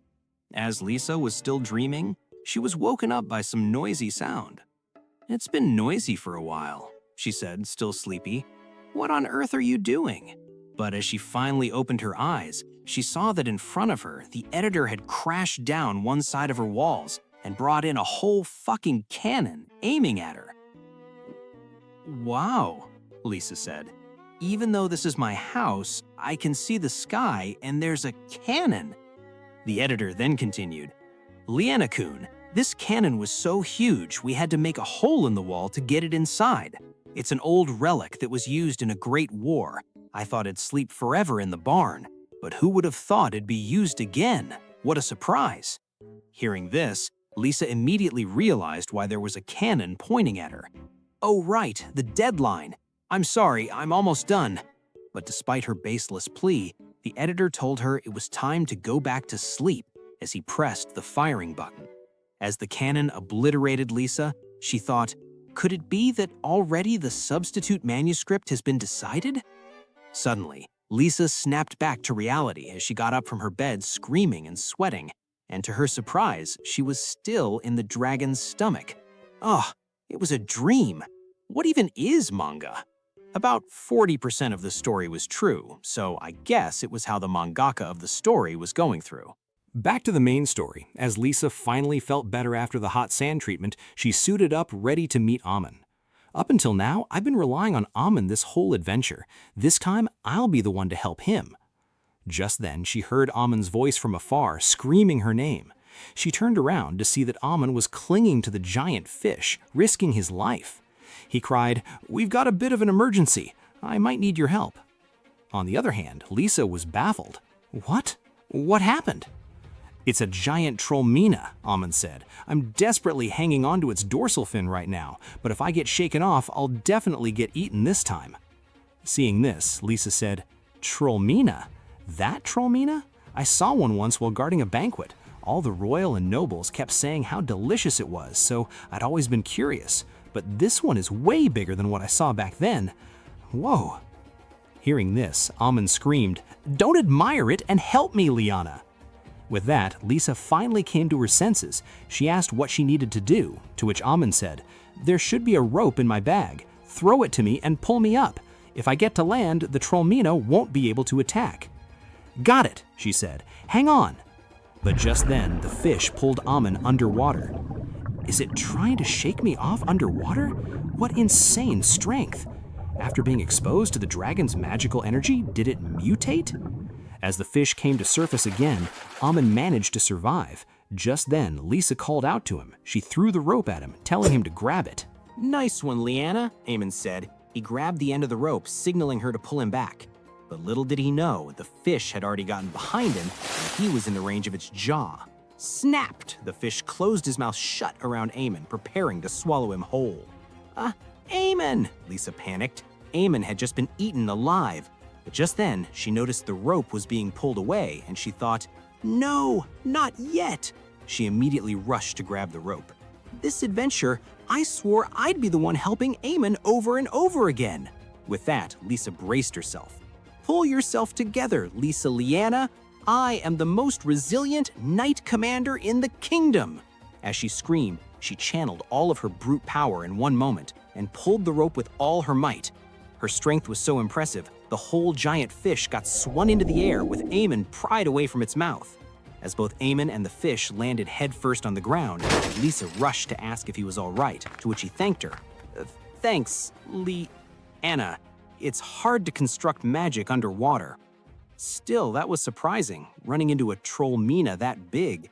Was it always like that, or did it evolve like plants that grow unusually big inside the stomach? Either way, it can't move on land, so you saved my life. But to his confusion, Lisa's face was terrified, like she was seeing a nightmare, as she struggled to even utter his name. From her view, behind Eamon, the troll Mina was getting up, and it was growing fucking legs? Damn, hell no! Run, Eamon! Lisa rushed at him. Hearing this, Eamon turned to look at the fish, but it was already striking its claw at him. Immediately, Lisa closed the distance and pushed him away. Leanna? Eamon was surprised. Lisa then immediately got hit by the fish, getting blasted away. No way! Are you okay, Leanna? I'm fine, Eamon. Stay back, Lisa said. As she tried to get up, she said, even in this adventure, I've just been holding you back. Our opponent is a monster from an unexplored land, and I'm a sword-wielding knight commander. Do you understand, Eamon? This is finally my moment. If I can't be useful here, then I have no right to wield this sword. With that, Lisa held her sword firm in her hand, standing against the giant beast. As the fish charged at her again, she thought, its size and strength are overwhelming, but from its second windup, I'm certain its attack pattern is simple. And as the fish attacked her again, Lisa capitalized the split moment of its opening, and she blitzed through it with her sword, slicing down one of its limbs. Nice one, Leanna, Eamon said, but Lisa told him not to come closer. She knew it wasn't the end. Suddenly, the fish's severed arm grew back. It even had regeneration. But to her surprise, instead of continuing the fight, the fish growled in pain. It then turned around and ran back to the ocean, fleeing from the scene. It retreated into the sea? Amon asked, to which Leanna sighed in relief. They survived somehow. With that, the two could finally sit down and rest for a little bit. Amon told Leanna from there on they should avoid going off alone. Just then, he noticed something. Leanna, your armor. Hearing this, Leanna looked at her armor to see that there was a big dent on it. It must have got damaged when I shielded you earlier, she said. Hearing this, Amon felt guilty. I'm sorry, it's my fault. Leanna, take off that arm piece. I can't fully repair it, but I should be able to fix it a bit with my magic. Hearing this, Leanna thought about it for a moment. Then she said that it was fine the way it was, since Knight's armor was made of high-quality material. It wouldn't degrade that easily. Still, the real reason she wanted to keep the dent on, she said, every knight, without exception, has scars, big or small. No matter how carefree they are or how cowardly, in the process of helping or protecting someone, their armor always gets marked.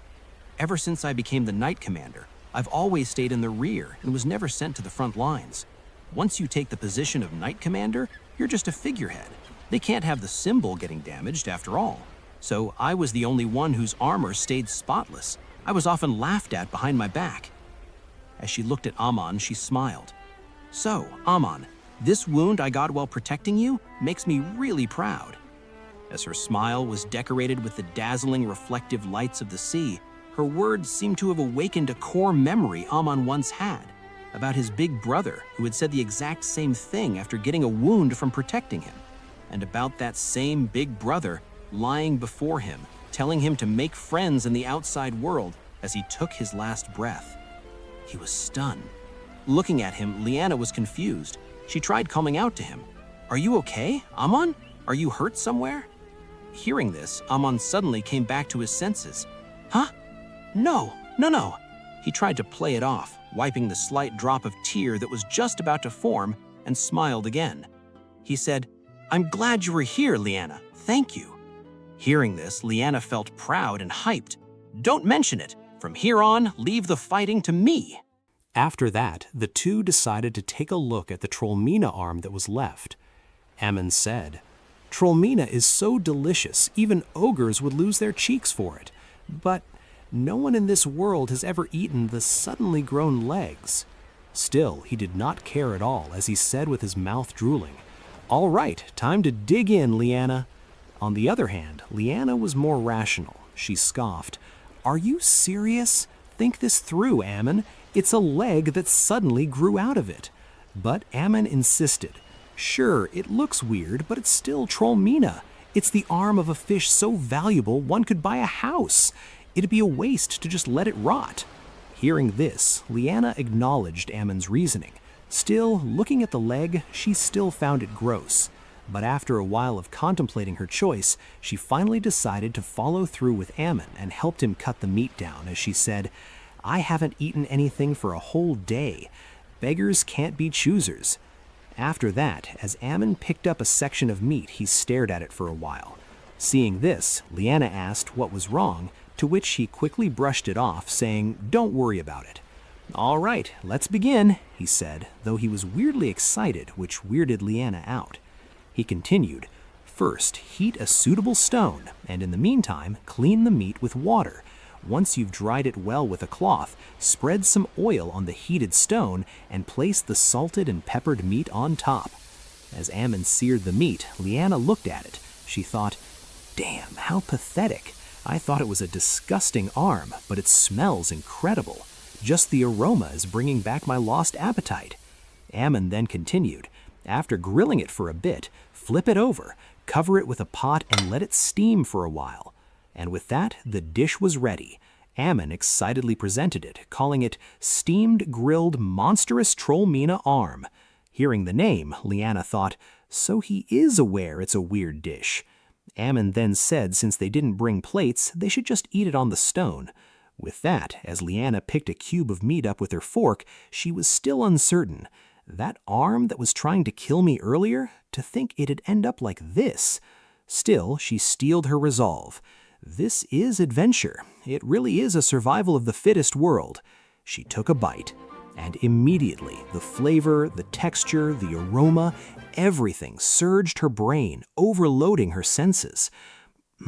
This is way too good. Steaming it, cooking it thoroughly, crispy on the outside, solid and flaky inside, and the fat spreads richly in your mouth. This is... As she swallowed the meat, she could feel all the finest flavor of the sea. It was like she was being caressed by the gentle ocean. She thought, an unexplored frontier of cuisine. I'm drowning in the deep sea of flavor.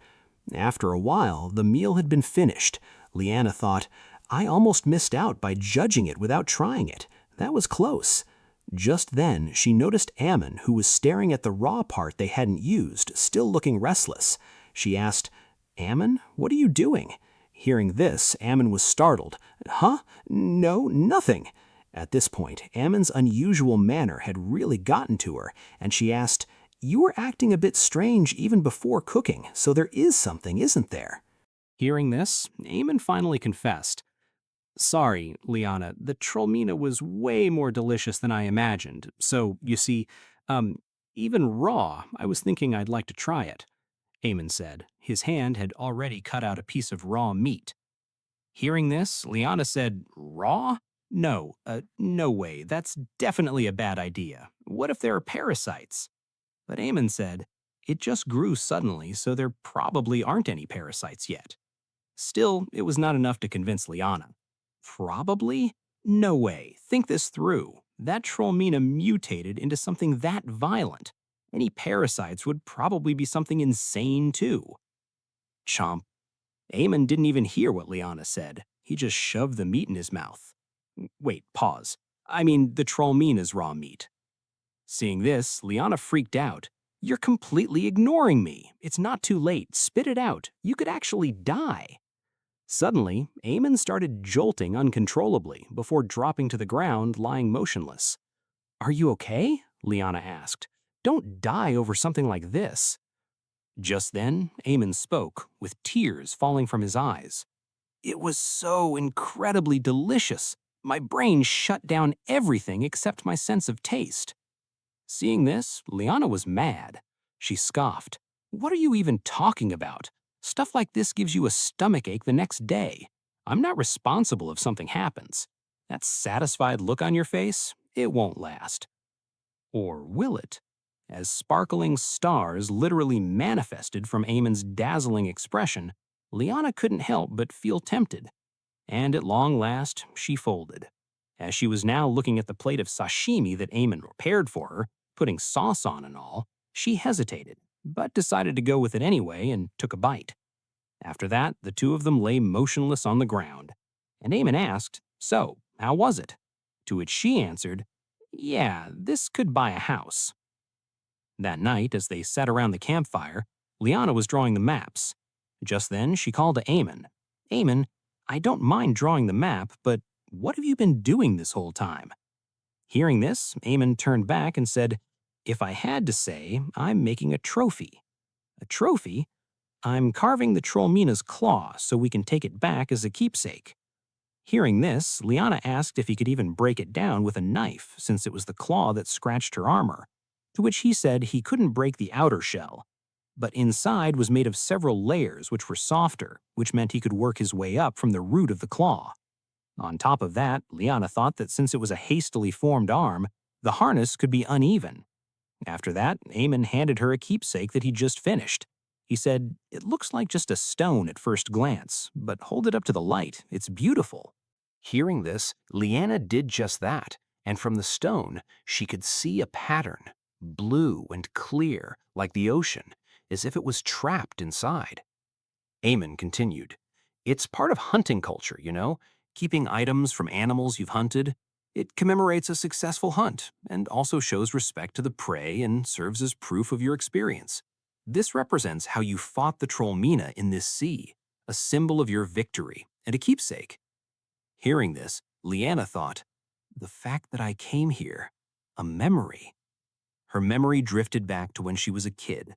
Back then, she used to see other kids coming back from fancy vacations with various souvenirs to share with everyone. As the kids talked about how beautiful the ocean where they went was, Liana was captivated. That night, as the caregiver turned off the light, telling them to sleep and ready for next day's training, Liana was holding on to the souvenir that her friend gave her. It was a small bottle filled with the sand and seashells from the beach her friend went to. And as she opened and smelled the sand, she thought, it almost smells like the sea. No way I can actually tell, though. A foreign sea. Someday I'd like to go too. Back to the present, as Liana looked at the crystal, she said, a keepsake from the sea, huh? This is almost like a one-night, two-day trip. Hearing this, Eamon was a little weirded out. He said, calling this adventure, where we nearly died so many times, a trip, as expected of a knight commander from a great nation, Liana. With that, Eamon said they had gathered enough items and decided to wrap up the adventure for now and head home tomorrow morning. Hearing that, Liana stared at the ocean. She then said, Eamon, this is something you can't experience just from books. It was an amazing adventure. Thank you, Eamon. Hearing this, Eamon smiled. I'm glad to hear that. With that, concludes their adventure, full of experience and new things. The story went back to Miguel and Ray. As the morning came, the two of them were in an inn. As Miguel woke up, he yawned and said, We've been camping out for the past 2 days, so I'm grateful we found an inn just before the capital. Just then, Ray came out of her room greeting Miguel in the morning. Miss Ray, good morning, Miguel said. Did you sleep well? To which Ray answered, Oh, I slept like a rock. Hearing this, Miguel smiled. That's good. If we leave now, we should reach the capital by early afternoon. But to his surprise, as Ray stepped out of her room, she was still sleepy, but that wasn't the problem, because god damn, Mommy. Ray's clothes were rather messy, as she said she had never been good at waking up. Seeing this, Miguel was beyond flustered. He screamed, That's so sloppy of you! To which Ray was confused.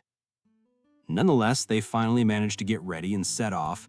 As they traveled on their horse, Ray asked, From what I saw in this morning's paper, the Knight Commander still hasn't been found.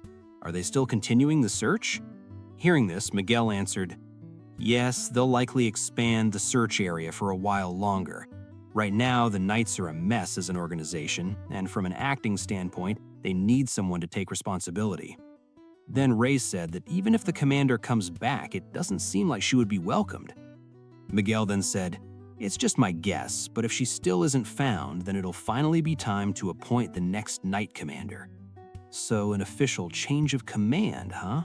Ray asked. That's right, Miguel replied. Basically, it'll be one of the current vice commanders, either Marvel, an expert in magic and strategy, or Claire, who boasts the finest swordsmanship in the nation. Hearing this, Ray mused. She asked who Miguel would vote for, to which he said, I'd definitely pick Marvel. In terms of strength, it's Claire, but she's pretty quiet and strict. Marvel has kids and a kind personality, so I think he'd lead the Knights well. Still, with the paperwork and procedures, the appointment will probably take a while. Hearing this, Ray asked, Do the other members feel the same way? She continued, The Knight Commander is the strongest in the nation, basically the ultimate weapon each country has. They're the core of the nation, a symbol of its strength. And now that position has been vacant for a long time. That means the Ardian Kingdom currently has no deterrence against other nations. They can't afford to take this lightly. Hearing what she said, Miguel thought it was an exaggeration. He said maybe it was true in the past, but now the Knight Commander's role is just symbolic. Just then he noticed something. What's that smell? This is the smell of burning wood. Seeing this, Miguel felt something wasn't right, and as they traveled deeper to find out about it, they were met with a village now in ruin, completely destroyed, corpses lying everywhere, houses struck down. It was nightmare fuel. No way! The village! Just then, a villager called out to Miguel. "Hey, are you from the Knights? What are you standing around for? Get over here and help. My old man can't breathe because of the debris. He's still alive, but his breathing is shallow." Seeing this, Ray rushed to help the old man, saying she can perform basic healing spells. As she treated the old man, she asked what happened, to which the old man said, a knight clad entirely in black attacked us. They destroyed the village like a passing disaster. They just headed east. The neighboring village is probably..." Hearing this, Miguel realized it. Knights from another country. It was exactly what Ray said about. With that, Miguel rushed away. Seeing this, Ray asked where he was going, to which he said he was heading to the neighboring village, telling her to keep tending the injured people. As he ran with everything he had, he thought, an entire village got burned down. Why hasn't the Knight's Order shown up? Claire and Marvel should both be here. At this rate, the damage will just keep spreading. Just then, Miguel tripped over something. He fell face first to the ground. Thinking it was a debris that he tripped over, he cussed at it, turning around to move the debris out of the way. But to his surprise, as he picked the debris up, he was met with a horrifying reality.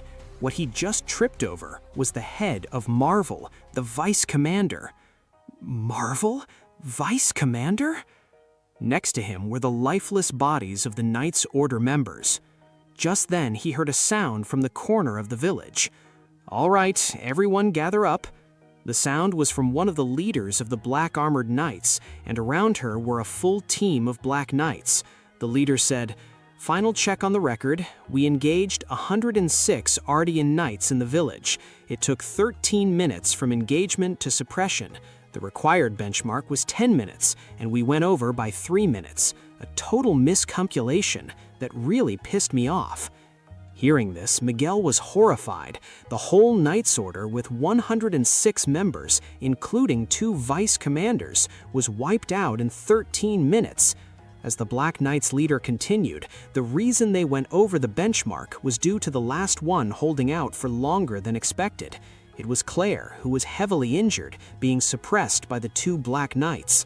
The other Black Knight, holding down Claire, with his sword pierced through her torso, said it was fine, since the deviation was still within margin of error. Just then, Miguel jumped out, telling them to get away from the Vice Commander. Seeing this, the female knight said, "You've got to be kidding. There's still one left. This is annoying. Revise the record. Add 1 more casualty." The female knight then immediately activated her power, and from behind her, a long tail clad in hard scale grew out. It smashed Miguel in the chest, blasting him against the wall, taking all of the air out of his chest. Still, he survived the hit somehow. Seeing this, the female knight complimented Ardian Knight's armor quality. She then continued to count on her watch, trying to make sure the record still says 13 minutes. On the other hand, Miguel was baffled. What was that attack just now? A tail?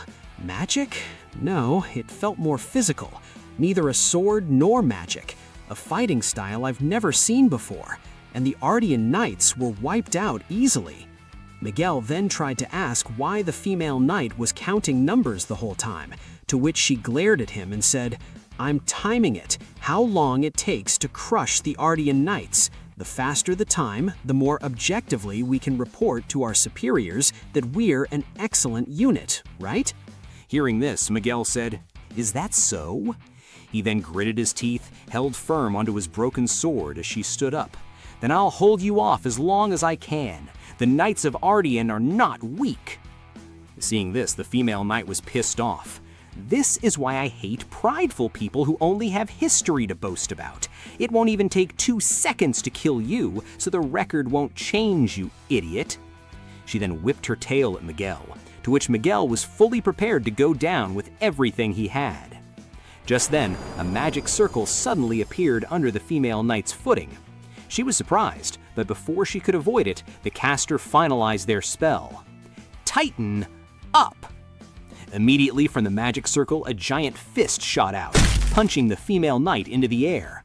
The hit was effective, as the female knight sustained damage, coughing up blood. All the black knights were surprised. Just then, the caster appeared. "From the look of you, you're some kind of advanced unit sent to gather data, right? After all that recording, what a shame. The report you'll be submitting to your superiors should be more than enough like this." And as the dust cleared out, it was Ray, who now stood between the knights and Miguel, as she said, completely defeated and forced to retreat by a cool, beautiful elf who just happened to pass by. "The Ardian kingdom is fearsome. Do not attack." The scene transitioned back to Eamon and Liana. As they was about to head back home, Eamon noticed Liana was wiping her sword. He asked what she was doing, to which Liana said, "I'm maintaining my sword before we leave. I used it to cut fish, so it needs some upkeep anyway." Hearing this, Eamon asked if it was a special sword, to which she answered yes, it was a masterpiece passed down through generations of commanders, a sword forged with magic by the first commander, a miraculous weapon. Seeing this, Eamon thought the first commander was someone from a long time ago, but to his surprise, Liana said that person was still alive. Eamon vain thought, the first commander is still alive and knowledgeable in both swordsmanship and magic? Could the first commander be an elf? Hearing this, Liana complimented his sharp intuition. She continued, "That's exactly right. The first commander served the nation for over 100 years as the first, 5th, and 7th, and also the 13th, a living legend who held the position 4 times. Thinking about it, Eamon thought there couldn't be many special people like that, to which Liana asked what he meant, but he just brushed it off. Liana continued, "Back when I was training as a child, I met them a few times. At the time, they were serving as the 13th commander. It was the golden age of the Ardian kingdom. They were kind, strong, and wise, and both I and the other trainees truly admired the commander. Everyone in my generation joined the knights wanting to restore those days." Hearing this, Aman then asked where that person could be now, to which Liana said she didn't really know what happened after that commander stepped down. Still, she thought, but after contributing so much to the nation, they're probably living a quiet, retired life now. Well, quiet would be the last word to describe it right now, as the first commander, the elf lady named Ray, was blasting through the battlefield, wreaking havoc, taking on a whole enemy army. Seeing such an unreal sight, Miguel was baffled. What the hell is this? Who even is this person? Just then, Ray called out to Miguel. She looked at him, her face intimidating yet focused, as she said, "Boy, this place will remain a battlefield for a while. Gather the survivors and move them somewhere as safe as possible. A doctor from the neighboring town should arrive soon." Hearing this, Miguel said, "Got it." As Miguel left, Ray was suddenly attacked by the female knight, but she calmly blocked the attack with her magic. She turned back to look at the female knight, now furious. The knight shouted, "You really blindside us out of nowhere, you ridiculously huge elf. Because of you, our records are completely messed up now." Hearing this, Ray complimented the knight for her guts, saying she could have just stayed down quietly.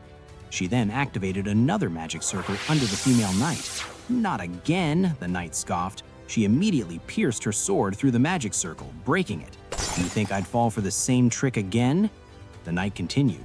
"Magic is certainly powerful and comes in many forms, but its activation conditions are limited. If the magic circle is even slightly damaged, it won't activate." With that, the female knight smirked, confident in her victory. She said, "It's been hundreds of years since magic was discovered, and there's a reason swords haven't fallen out of use. Once its trick is exposed and you face it head-on, magic loses to the sword." Saying that, the knight charged at Ray, promising to kill her in 30 seconds. But to our surprise, Ray was unusually calm. She grabbed a sword herself, saying, "Improvised, simple magic used in battle has its limits. Magic is inferior to the sword. I see. I agree with all of that," she smiled. And in a split second, Rei unleashed a barrage of attacks with her sword, hitting every point on the knight's body, overwhelming her completely. As the female knight was knocked out immediately, Rei smiled. She said, "But that logic is trivial in the face of a difference of power." Just then, a bird-like beast flew straight at the two of them. It grabbed the female knight and pulled her away as Rei was just about to finish her off. The bird then took the female back to her ally, another black knight with his face covered. Seeing this, Rei said, "In the end, I'll have to defeat you, masked guy." But to her surprise, the masked guy said, "Sorry, but I need you to lower your weapon. I have no intention of attacking right now. We're the advance unit. We've already gathered the data we need. We'll be withdrawing now."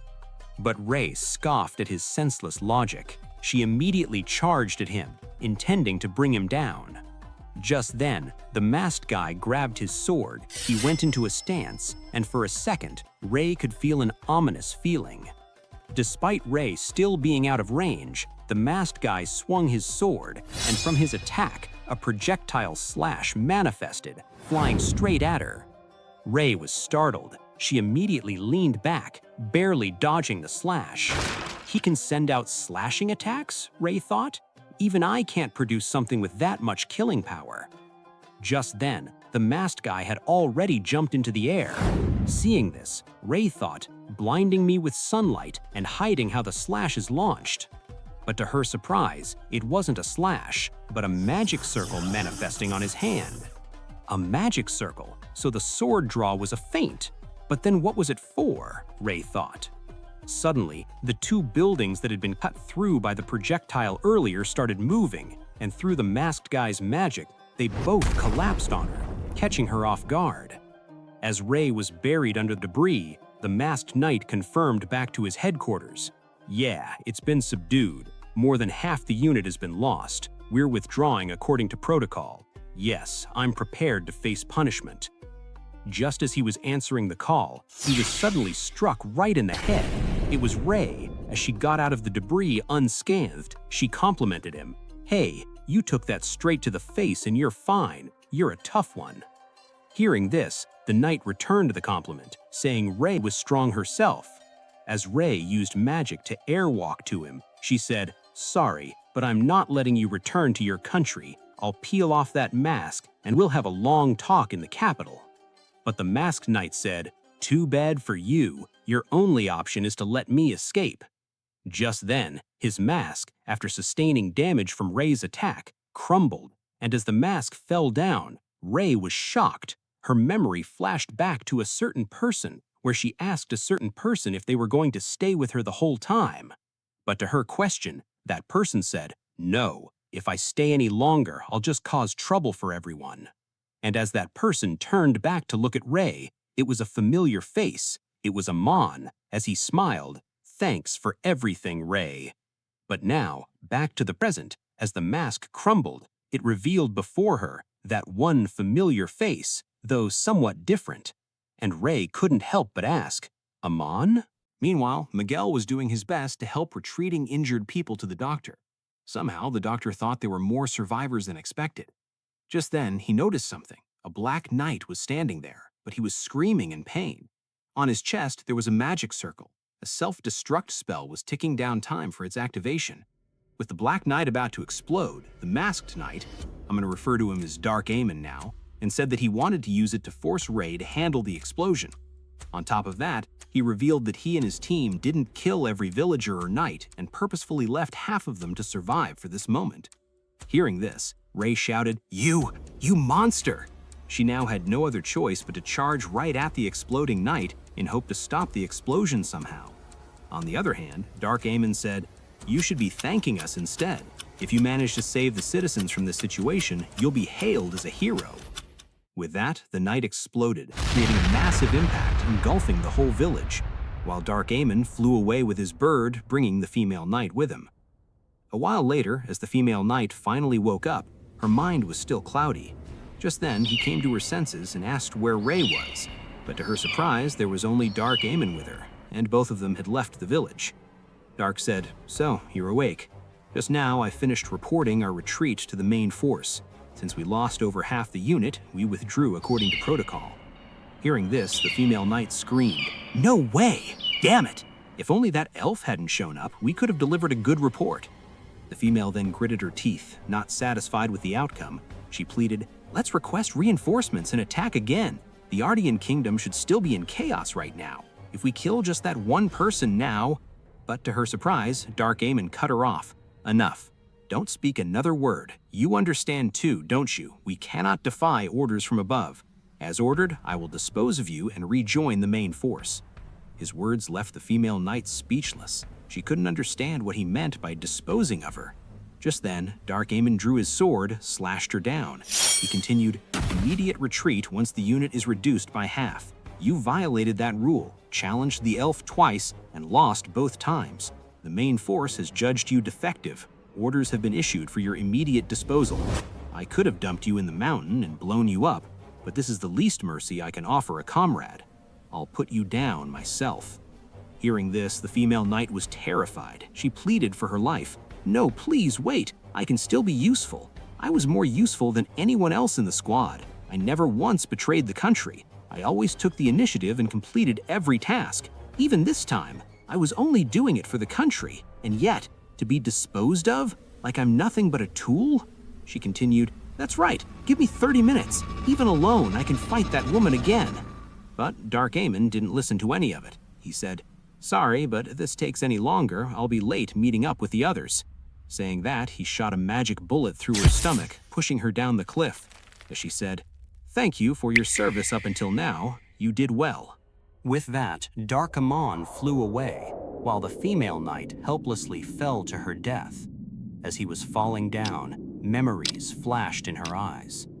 She recalled the sight of a watch that she had received back when she was little at the start of her training. As the Black Knight handed her and the other kids the watches, he said, "From now on, you'll each receive a watch. Keep it on you at all times. Etch the flow of time into your very body. We'll give you food and a place to sleep. In return, show your loyalty to the duchy. If you can't, you'll go back to scavenging garbage to survive." As the training days went on, one time she managed to win against another kid. As the instructor declared, "That's enough. Winner, Lily Salome." She was happy, thinking she finally managed to beat an older kid. The narrator was also happy, finally getting to know her name instead of having to call her Female Knight. Now I'll call her Lily. But to Lily's surprise, the instructor pulled her away. He slapped her in the face in front of other kids, saying, "You were 36 seconds over the target, useless trash." The instructor then ordered to dispose of the loser. On the other hand, Lily was shocked. "I see. If you can't keep to the time, you get thrown away." From that day on, the ticking sound of time haunted her mind, and she lived her life solely to fulfill the quota. Thinking about it, she thought, "It feels like I've lived far longer than I really have. If there is a next life, I want to forget the passage of time and simply live slowly." But as she fell out of the cloud level, the mist cleared out, and in front of her was a giant dragon who was just roaming underneath. And with her last bit of energy exerted, Lily passed out. A while later, Lily suddenly came back to her senses, and she was lying on a pile of trash and debris. She could hear the sound of people talking. "Amon, it's a person! Hurry! They're badly injured, but still breathing." As Lily tried her best to take a look at the two people in front of her, which were Amon and Liana, she chuckled. "The man who killed me and an Ardian knight. I see. So I really did fall into hell." On the other hand, Amon worriedly tried to get her up. He asked, "Hey, are you all right? Those injuries are terrible." Seeing this, Liana asked if Amon could even heal those injuries, to which Amon said he would try his best somehow, but first, he wanted her to help retreat Lily back to a safer zone. Just then, Lily activated her tail, and Liana immediately noticed it. She quickly pulled Amon out of the way just as Lily attacked him with her tail. "We were attacked?" Amon was terrified. On the other hand, Lily tried her best to stand up. She scoffed. "I never thought I'd have to see your face even in the afterlife. What are you planning to do with me? Tear me to pieces and hang me on a mountain of needles?" Seeing this, Eamon was flustered, trying to explain the situation. "This isn't the afterlife or hell. There's no mountain of needles, and I'm not hanging you anywhere. You were swallowed by a dragon, and you're badly wounded, and I just want to treat you." But as Lily looked at Eamon's face, it reminded her of Dark Eamon, the one who did all this to her in the first place. She scoffed. "Swallowed by a dragon? Stop spewing nonsense, demon of hell." As she said that, she attacked them once more, which the two barely dodged. Eamon continued to try to get Lily to listen to him, but Lily wasn't having any of that. Seeing this, Leanna thought that Lily wasn't listening at all. Eamon was also worried because Lily was moving too much and was sustaining more blood loss. As Lily told Eamon to shut up, suddenly the self-destruct spell on her chest activated. "This is... Lily?" was confused. The magic circle activated on its own. She recalled back when the Order ingrained this spell onto her. They said, "Listen carefully. Today, explosive magic circles have been ingrained into your bodies. If you betray us, the squad leader will activate them. Break the rule or desert the unit, and the moment you betray the country, you'll be blown to pieces. Remember this well. Those who disappoint us have no right to live." Back to the present, Lily thought, why now of all times? On the other hand, Eamon seemed to recognize that spell, so he told Leanna to take a step back. The spell began ticking down, and Lily screamed in pain as she could feel her body temperature rapidly increasing. "Oh, damn it," she thought. "How pathetic. My life was never my own. My life was always in their hands." Just then, Lily felt someone putting their arms over her back. It was Eamon, as he laid her down gently, saying she finally calmed down. As he put his hand over the magic circle, he said, "It's okay. I'm not going to let you die."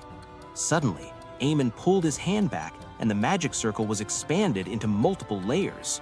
Seeing this, Leanna asked what he was doing, to which he said, "I re-expanded the magic circle." Magic circles are usually made of many layered spell formulas. If you unfold and dismantle them layer by layer, the circle stops functioning. If you forcefully destroy this kind of circle, it might activate automatically, so this requires careful work. He then called for Leanna, asking her for help, to which Leanna said he could ask her anything.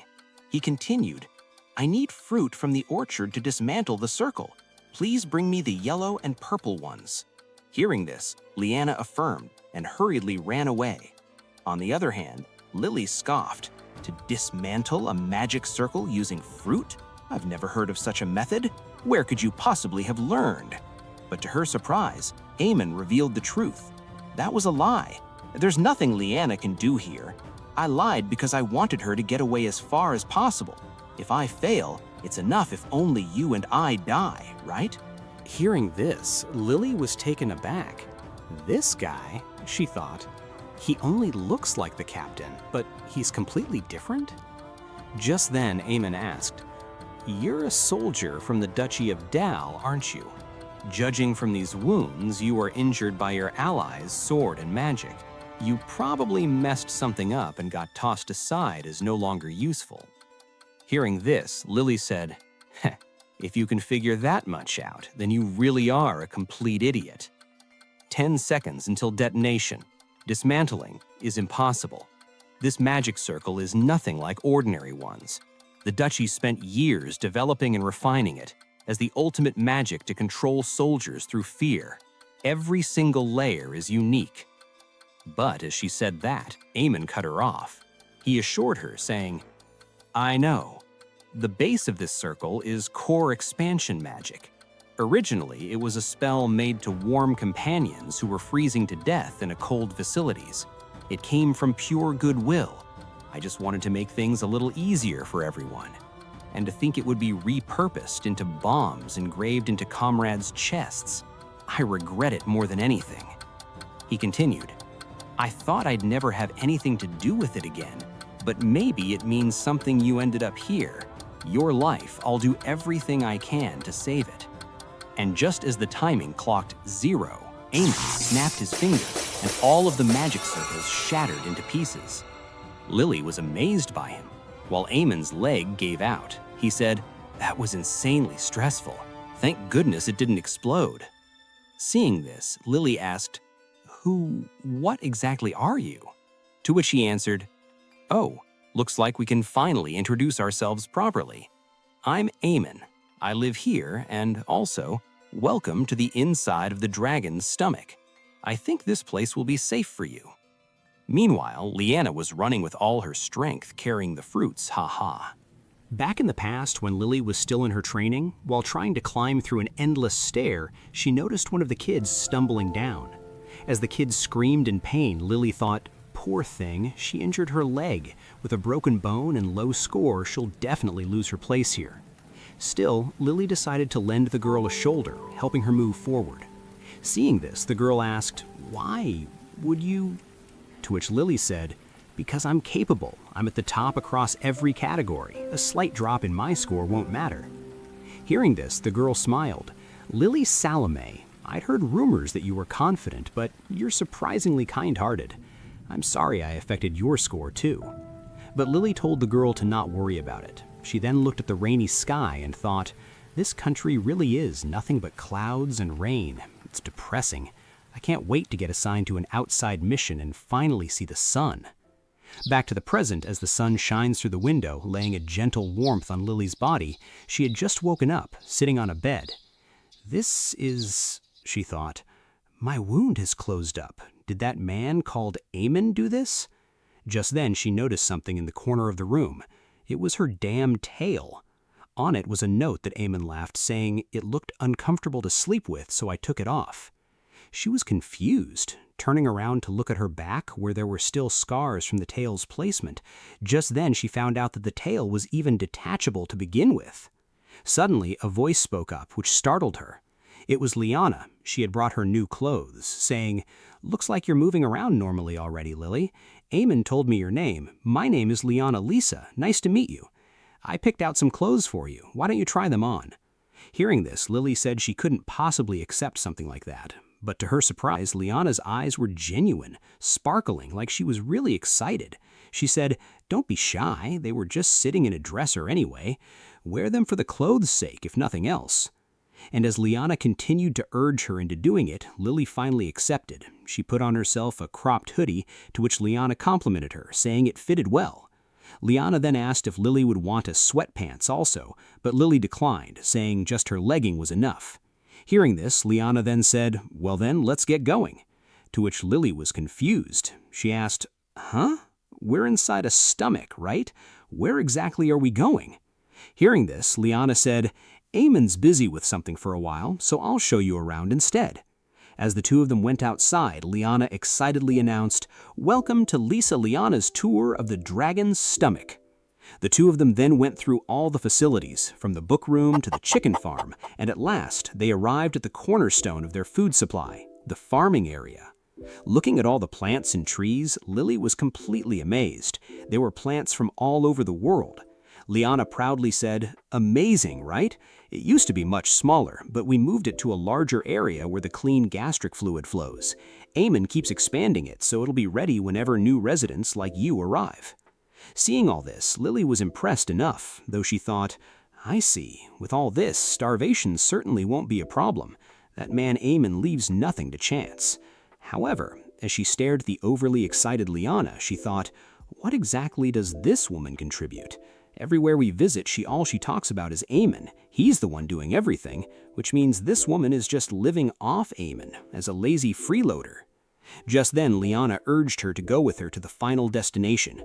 As Liana told her to stop grabbing her hands, she asked where had Liana taken her to which Liana said, "This is my favorite hidden spot, a sunny little paradise, the fluffy grass zone." Hearing this, Lily was confused, to which Liana continued, "When a huge chunk of earth fell in, Eamon and I carried it over and planted it here. It's so soft, lying down on it feels amazing." Well, seeing this, Lily just thought Liana was one hell of a slacker. Liana then told Lily to lie down also, but she refused. Still, Liana said, Don't be so still. There's not much to do until we go scavenging again anyway. Just try it once. If you don't like it, we'll leave. Hearing this, Lily hesitated for a while, but she finally gave in. She sighed and tried lying down. As she got down next to Leanna, she suddenly noticed something. The wind. The grass was really soft. Leanna then asked, "Well, Lily, the wind flows through the openings just right, so it feels really nice, doesn't it? Good breeze, good grass, good sunlight. Today is especially perfect for a nap." Hearing this, Lily thought, the wind, the grass, the sunlight. My homeland rarely ever had clear skies. It was either raining or the sky was choked by polluted air from the country. Think that inside a dragon's stomach, I'd like to bask in the sunlight. Hearing this, Leanna smiled, saying, "I'm glad you like it." Back home, Eamon had just come back. He tried calling for Leanna, but there were no responses, and for a moment, Eamon was worried. Lily's gone too. This is bad. If Lily really is a bad person, then by now Leanna might be… Saying that, Eamon imagined Leanna getting captured and tortured by Lily, and he panicked. He ran out of the house, saying, "A soldier from the Duchy of Dal might actually do that. Damn it. Living in the stomach has made me way too complacent." As Eamon ran through everywhere calling for Leanna, he hoped that Leanna was still safe. Just then, he stumbled across the grass field, and to his surprise, Leanna and Lily were lying there taking a nap. The two of them are together. Take a nap on the grass? Then he looked at Lily and thought, she was asleep just a little while ago, and now she's sleeping again. Thinking about it, he sighed and thought, well, physical rest and mental rest are two different things, I suppose. After that, Eamon went back to taking care of the farm. He thought, all right, that should be enough watering. While those two were taking their nap, I'll quickly get dinner ready. Just then, he noticed a big hole in the corner. The soil, it looks like it's been dug up. Did I dig it up myself? It's such a huge hole, but I don't remember making it at all. I feel like Leanna and I buried something here, or maybe we didn't. As he tried to recall his memory, he just gave up, thinking that if he'd forgotten it, it probably wasn't that important. Meanwhile, Lily woke up from her nap. He realized that in front of them, there was a giant mutated plant monster which was growling at them. She turned to Leanna, who was still deep asleep, and asked, "Leanna, you don't happen to keep pets in here, do you? Maybe it just looks disgusting, but is actually really tame." Just then, the monster roared at them, startling Lily. She screamed, grabbed Leanna, and ran away, asking, "Yikes, even by stomach standards, this counts as unusual, right? Leanna." On the other hand, Leanna had just barely woken up. A few days earlier, Leanna and Eamon were planting some seeds. Leanna asked, "Eamon, what kind of seed is that?" To which Eamon answered, "It's the seed for an insect-eating plant. I thought it'd be nice if it ate the bugs in the farm." Though the shape matched, the color was a little different from what Eamon read in the book. Hearing this, Leanna teased Eamon, saying it might have been a man-eating plant instead of insect-eating, to which Eamon scoffed, saying not to scare him like that. Back to the present, looking at the actual man-eating plant, Leanna thought, well, who would have thought? It would actually become a man-eating monster. Meanwhile, Lily scoffed at her, "Quit staring and get some distance, you idiot." As they were running from the monster, Lily asked if stuff like this was normal, to which Leanna said it wasn't, though she remembered eating a fish that grew arms and legs, saying that it was delicious. Hearing that, Lily was terrified. She asked, "You ate a monster like that?"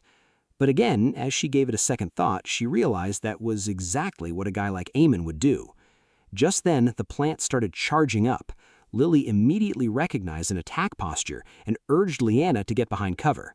The plant then started shooting out saliva.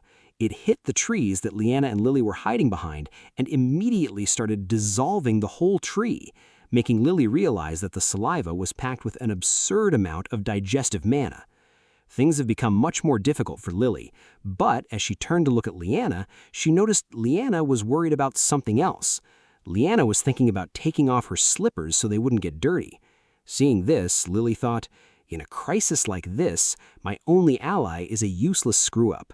Though one screw-up isn't really the biggest problem, the real problem is that, of all things, my main weapon, my tail, is back in my room. My training was mostly against people. I've never had to fistfight a giant monster barehanded. Just then, the monster charged at them and ripped down the tree. Seeing this, Lily told Liana not to get close. She urged her to find Eamon, since a mage like him might be able to tame the beast.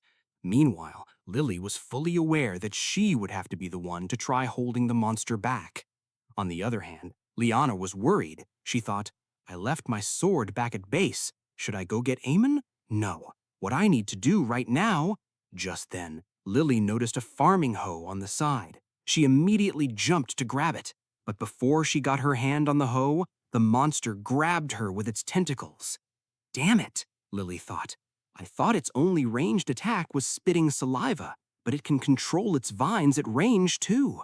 Seriously. And the vines are digging into my wounds. I can't put any strength into my body. As the monster brought Lily to its mouth, she thought, honestly, what a ridiculous way to go. First, I got eaten by a dragon, and now I'm going to get eaten inside its stomach, too. Just then, she heard Liana shouting, Sorry, Lily, I appreciate the self-sacrifice, but there's no way an injured person can hold it off alone. Rather than go fetch Eamon, it's simpler and faster if I fight it myself. Hearing this, Lily scoffed at the nonsense she was hearing. You idiot! One person or two won't make a difference. Are you trying to throw your life away? Just how hopeless can you be? But as she brought her gaze to where Liana was no longer in front of her.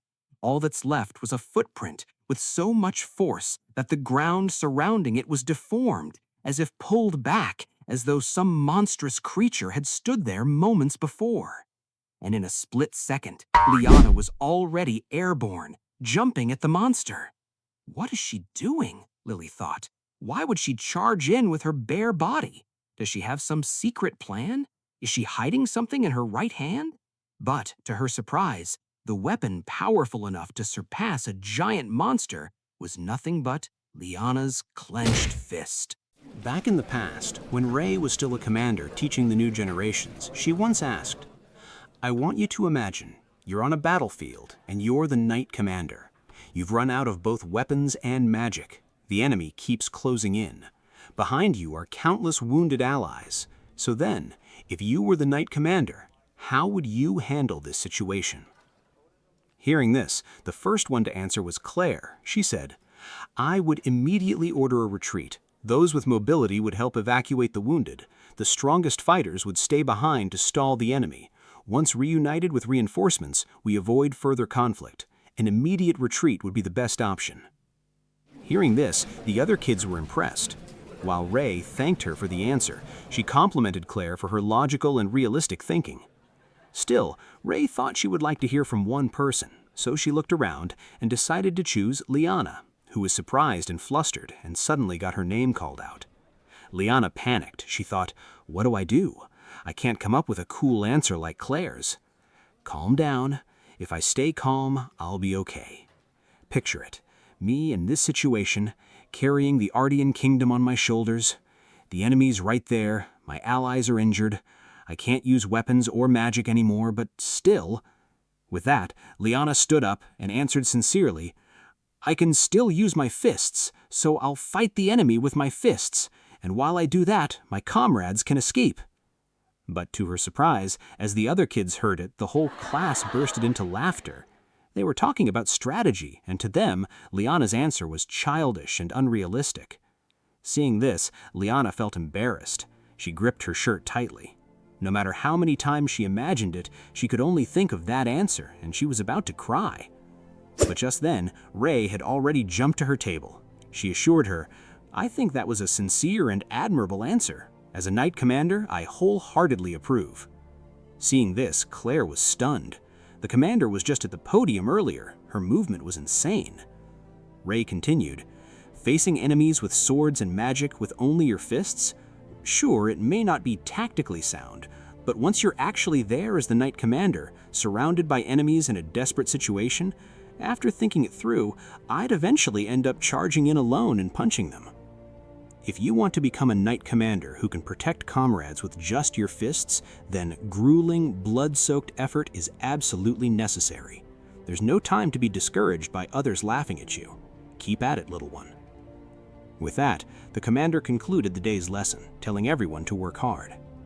On the other hand, Liana was fully inspired by her words. She knew she was still weak, but she would try her best to work hard so that someday she could protect her comrades with only her fists.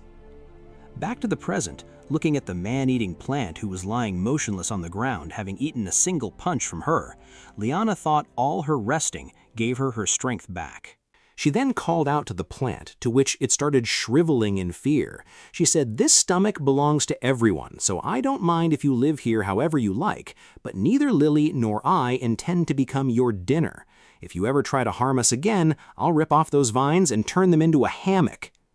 Meanwhile, Lily watched everything that happened. She couldn't believe her eyes. She thought, "You've got to be kidding. The person I thought was lazy and useless just beat a giant monster senseless with her bare hands? She even lectured it too." Lily then asked just who Liana really was, to which Liana proudly introduced herself as the head of Ardian Kingdom's Night Order, though she thought the order had probably declared her dead in the line of duty. Hearing this, Lily finally recalled when she first fell into the dragon's stomach. Back then, she really did see a female Ardian knight, and at that instant, all the memories of her killing and torturing Ardian knights came raining down on her. She broke into a cold sweat. With all the chaos inside this stomach, had I forgotten something this important? Lily immediately stumbled to the ground. Seeing this, Liana was worried. She asked if she was okay. But to her surprise, Lily said, "Stop! I don't need your help. I was never supposed to be saved."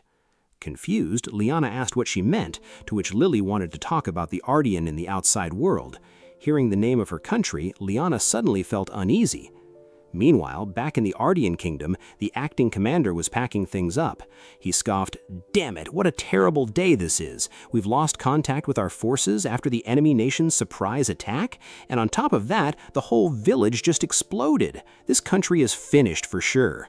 I'll be held responsible and sentenced to beheading. Like hell I'm accepting that. Damn it. Sorry everyone, I'm leaving the country and lying low for a while. Time to flee." But just as he picked his luggage up and went out the door, he was met with the remaining surviving Ardian knights who had just gone back from the battle, and in the middle of them was the first commander, Ray. As she towered before him, the acting commander was terrified. Ray asked, "That's quite a lot of luggage you've got there. Planning a little trip somewhere?" She then looked at him with an intimidating gaze, ordered him to get back inside, and they would have a nice, long talk. Back in the dragon's stomach, Lily confessed that she was the one who invaded Liana's country. Feeling immense guilt at being saved by Liana, she begged Liana to kill her. Meanwhile, as Ray and the Night Order met up with the acting commander started acting like he wasn't just trying to run earlier. He began glazing Ray as the first commander, saying her work protecting the villagers from the explosion truly was worthy of the legends about her. Seeing this, Miguel asked Ray if she was the first commander, to which Claire, who was standing next to him with a broken arm, was surprised he made it that far into the Night Order without knowing, though she guessed Miguel was still very young back when Ray was a commander, being known as Commander Rain. Just then, the acting commander continued, saying that though Ray had handled the situation, it was because of her that the acting commander was robbed of his moment to shine, as he was just about to devise a plan to wipe off the enemy entirely and was just about to head to the front lines. Hearing this, Claire thought, "These guys, going to the front lines? That's obviously a lie. That backpack stuffed so full it looks ready to burst. There's no way he was planning to carry that into battle. He was probably planning to abandon all of us and flee to another country. It's always like this. This man senses danger and immediately tries to run from responsibility." Still, Claire thought, "Though I'm not exactly one to talk, every time I can't do anything. I just stand there helplessly." A few months ago, Claire and Marvel, the two vice commanders, asked the acting commander if they could divide Liana's workload. The two believed too many responsibilities were being put on Liana, and vice commanders like them could at least give her a helping hand. But, to her surprise, their request was denied right away. The acting commander began mocking their title, saying there was no good having people with the vice in their title signing important documents. Hearing this, Claire tried to ask to at least reduce the workload, but the acting commander pointed at some paperwork on his desk, saying that he too had work left unfinished. He glared at her, telling her to not waste his time, to which Claire had to apologize immediately. That night, as the two of them were heading home, Marvel said they should at least screw up with their work so that Leanna wouldn't be burdened further, to which Claire agreed. Just then, she looked at the castle and noticed the light from Leanna's office was still on. Meanwhile, Leanna was drowned in paperwork as usual. Just then, Claire walked in, saying how careless Leanna was having her door left wide open. Seeing that, Leanna was happy to see Claire. As Claire came in, she asked if Leanna still had work left, to which Leanna affirmed, saying those were work that Acting Commander Marshy, so his name was Marshy, said that only she could do. Hearing this, Claire said, "That's true." But internally, Claire blamed herself. "What do you mean that's true? Don't mess with me." Claire thought that she could at least said something else, like asking Leanna to step out and get some fresh air. She just wanted to do something for Leanna. But as she recalled Commander Marshy's words, she froze, and in the end, all she could utter out was some weightless, encouraging words. Just like that, a few months later, Leanna disappeared. Thinking about it, Claire thought, I can't blame her. Anyone besides Liana would have run away much sooner. My friend was being mistreated. The country lost in battle and faced collapse. And yet, I couldn't come up with any solution. All I can do is stand here. What should I have done? Just then, Acting Commander Marshy began putting all the blame on Liana. He said, "That woman is the root cause of everything. Lisa Liana. She abandoned all her responsibilities and ran away. She's rotten to the core, the absolute worst. Her pathetic behaviors spread, and now the whole unit has weakened. Lisa Liana is responsible for all of this." Hearing this, Claire was taken aback. On the other hand, Miguel argued there was no way Liana would do something like that. But to his surprise, Marshy immediately ruled him out as trying to defend a traitor. He continued to insult Liana further. Amidst all this, Claire thought, Liana, I finally understand what I should have done back then. I finally got it now.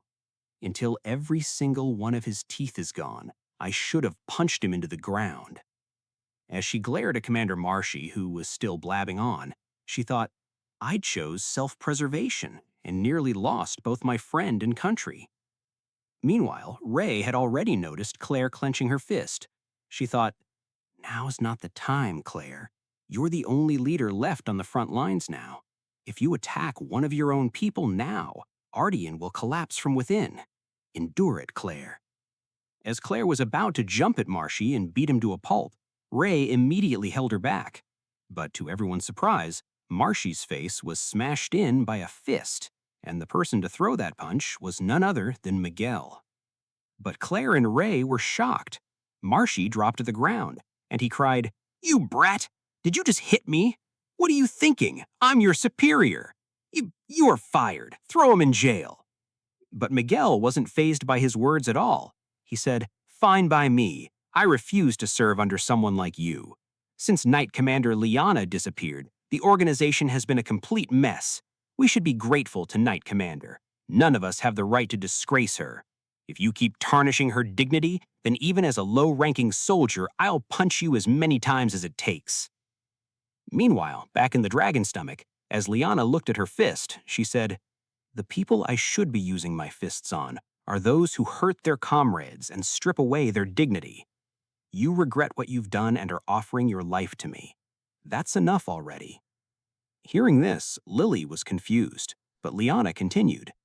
I can tell that Lily is a kind person. I just kind of know it somehow. My fists could never take Lily's life. Hearing this, Lily couldn't believe it. She gritted her teeth and attacked Liana.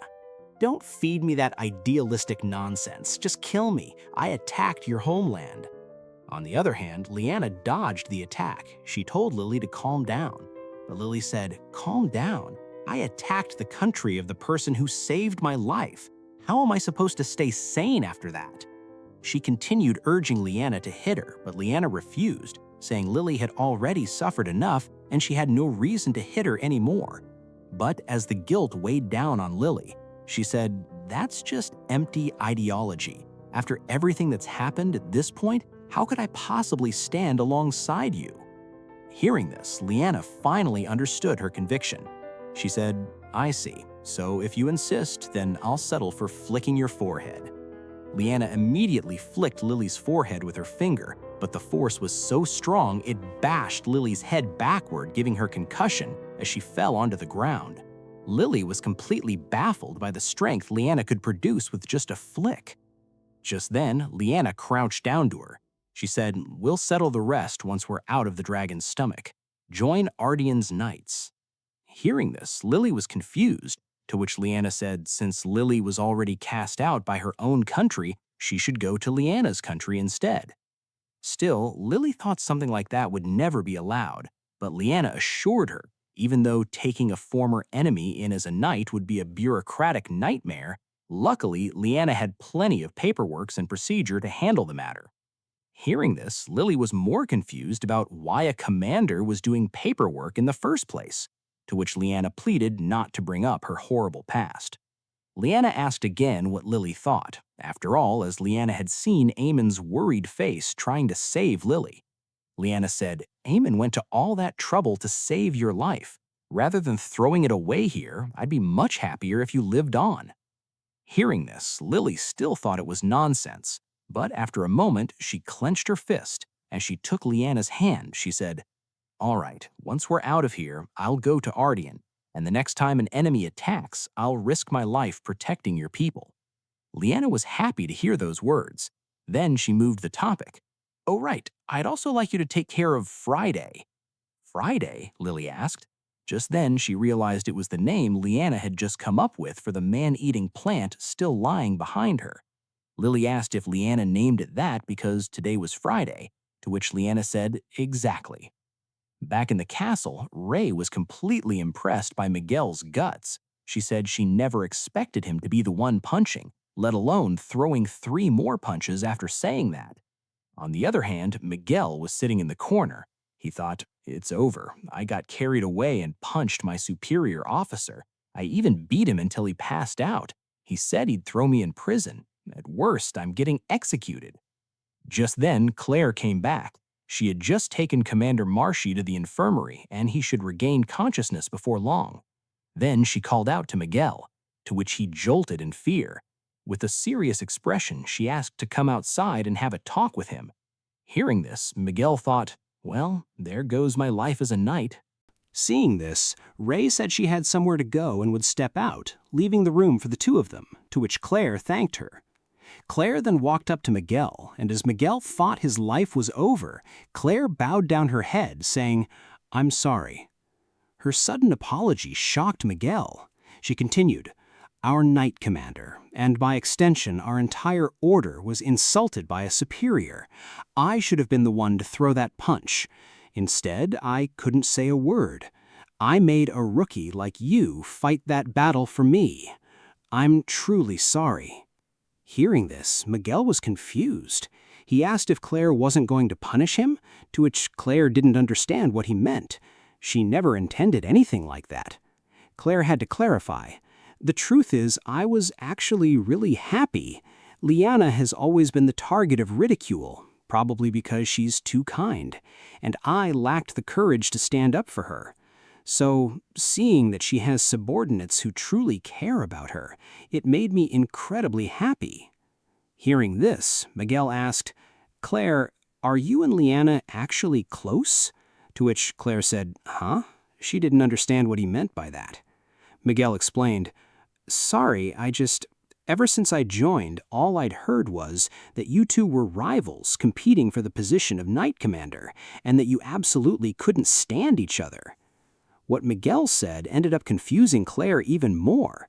She said, "What are you talking about? I adore Leanna. We've shared the same dorm since we were young, and we've always been close. I respect her abilities too." Hearing this, Miguel recalled back in the ceremony where Leanna received her title, people said Claire was glaring at her the whole time, to which Claire thought about it. He said it was because she was overwhelmed with happiness and was trying her best not to cry.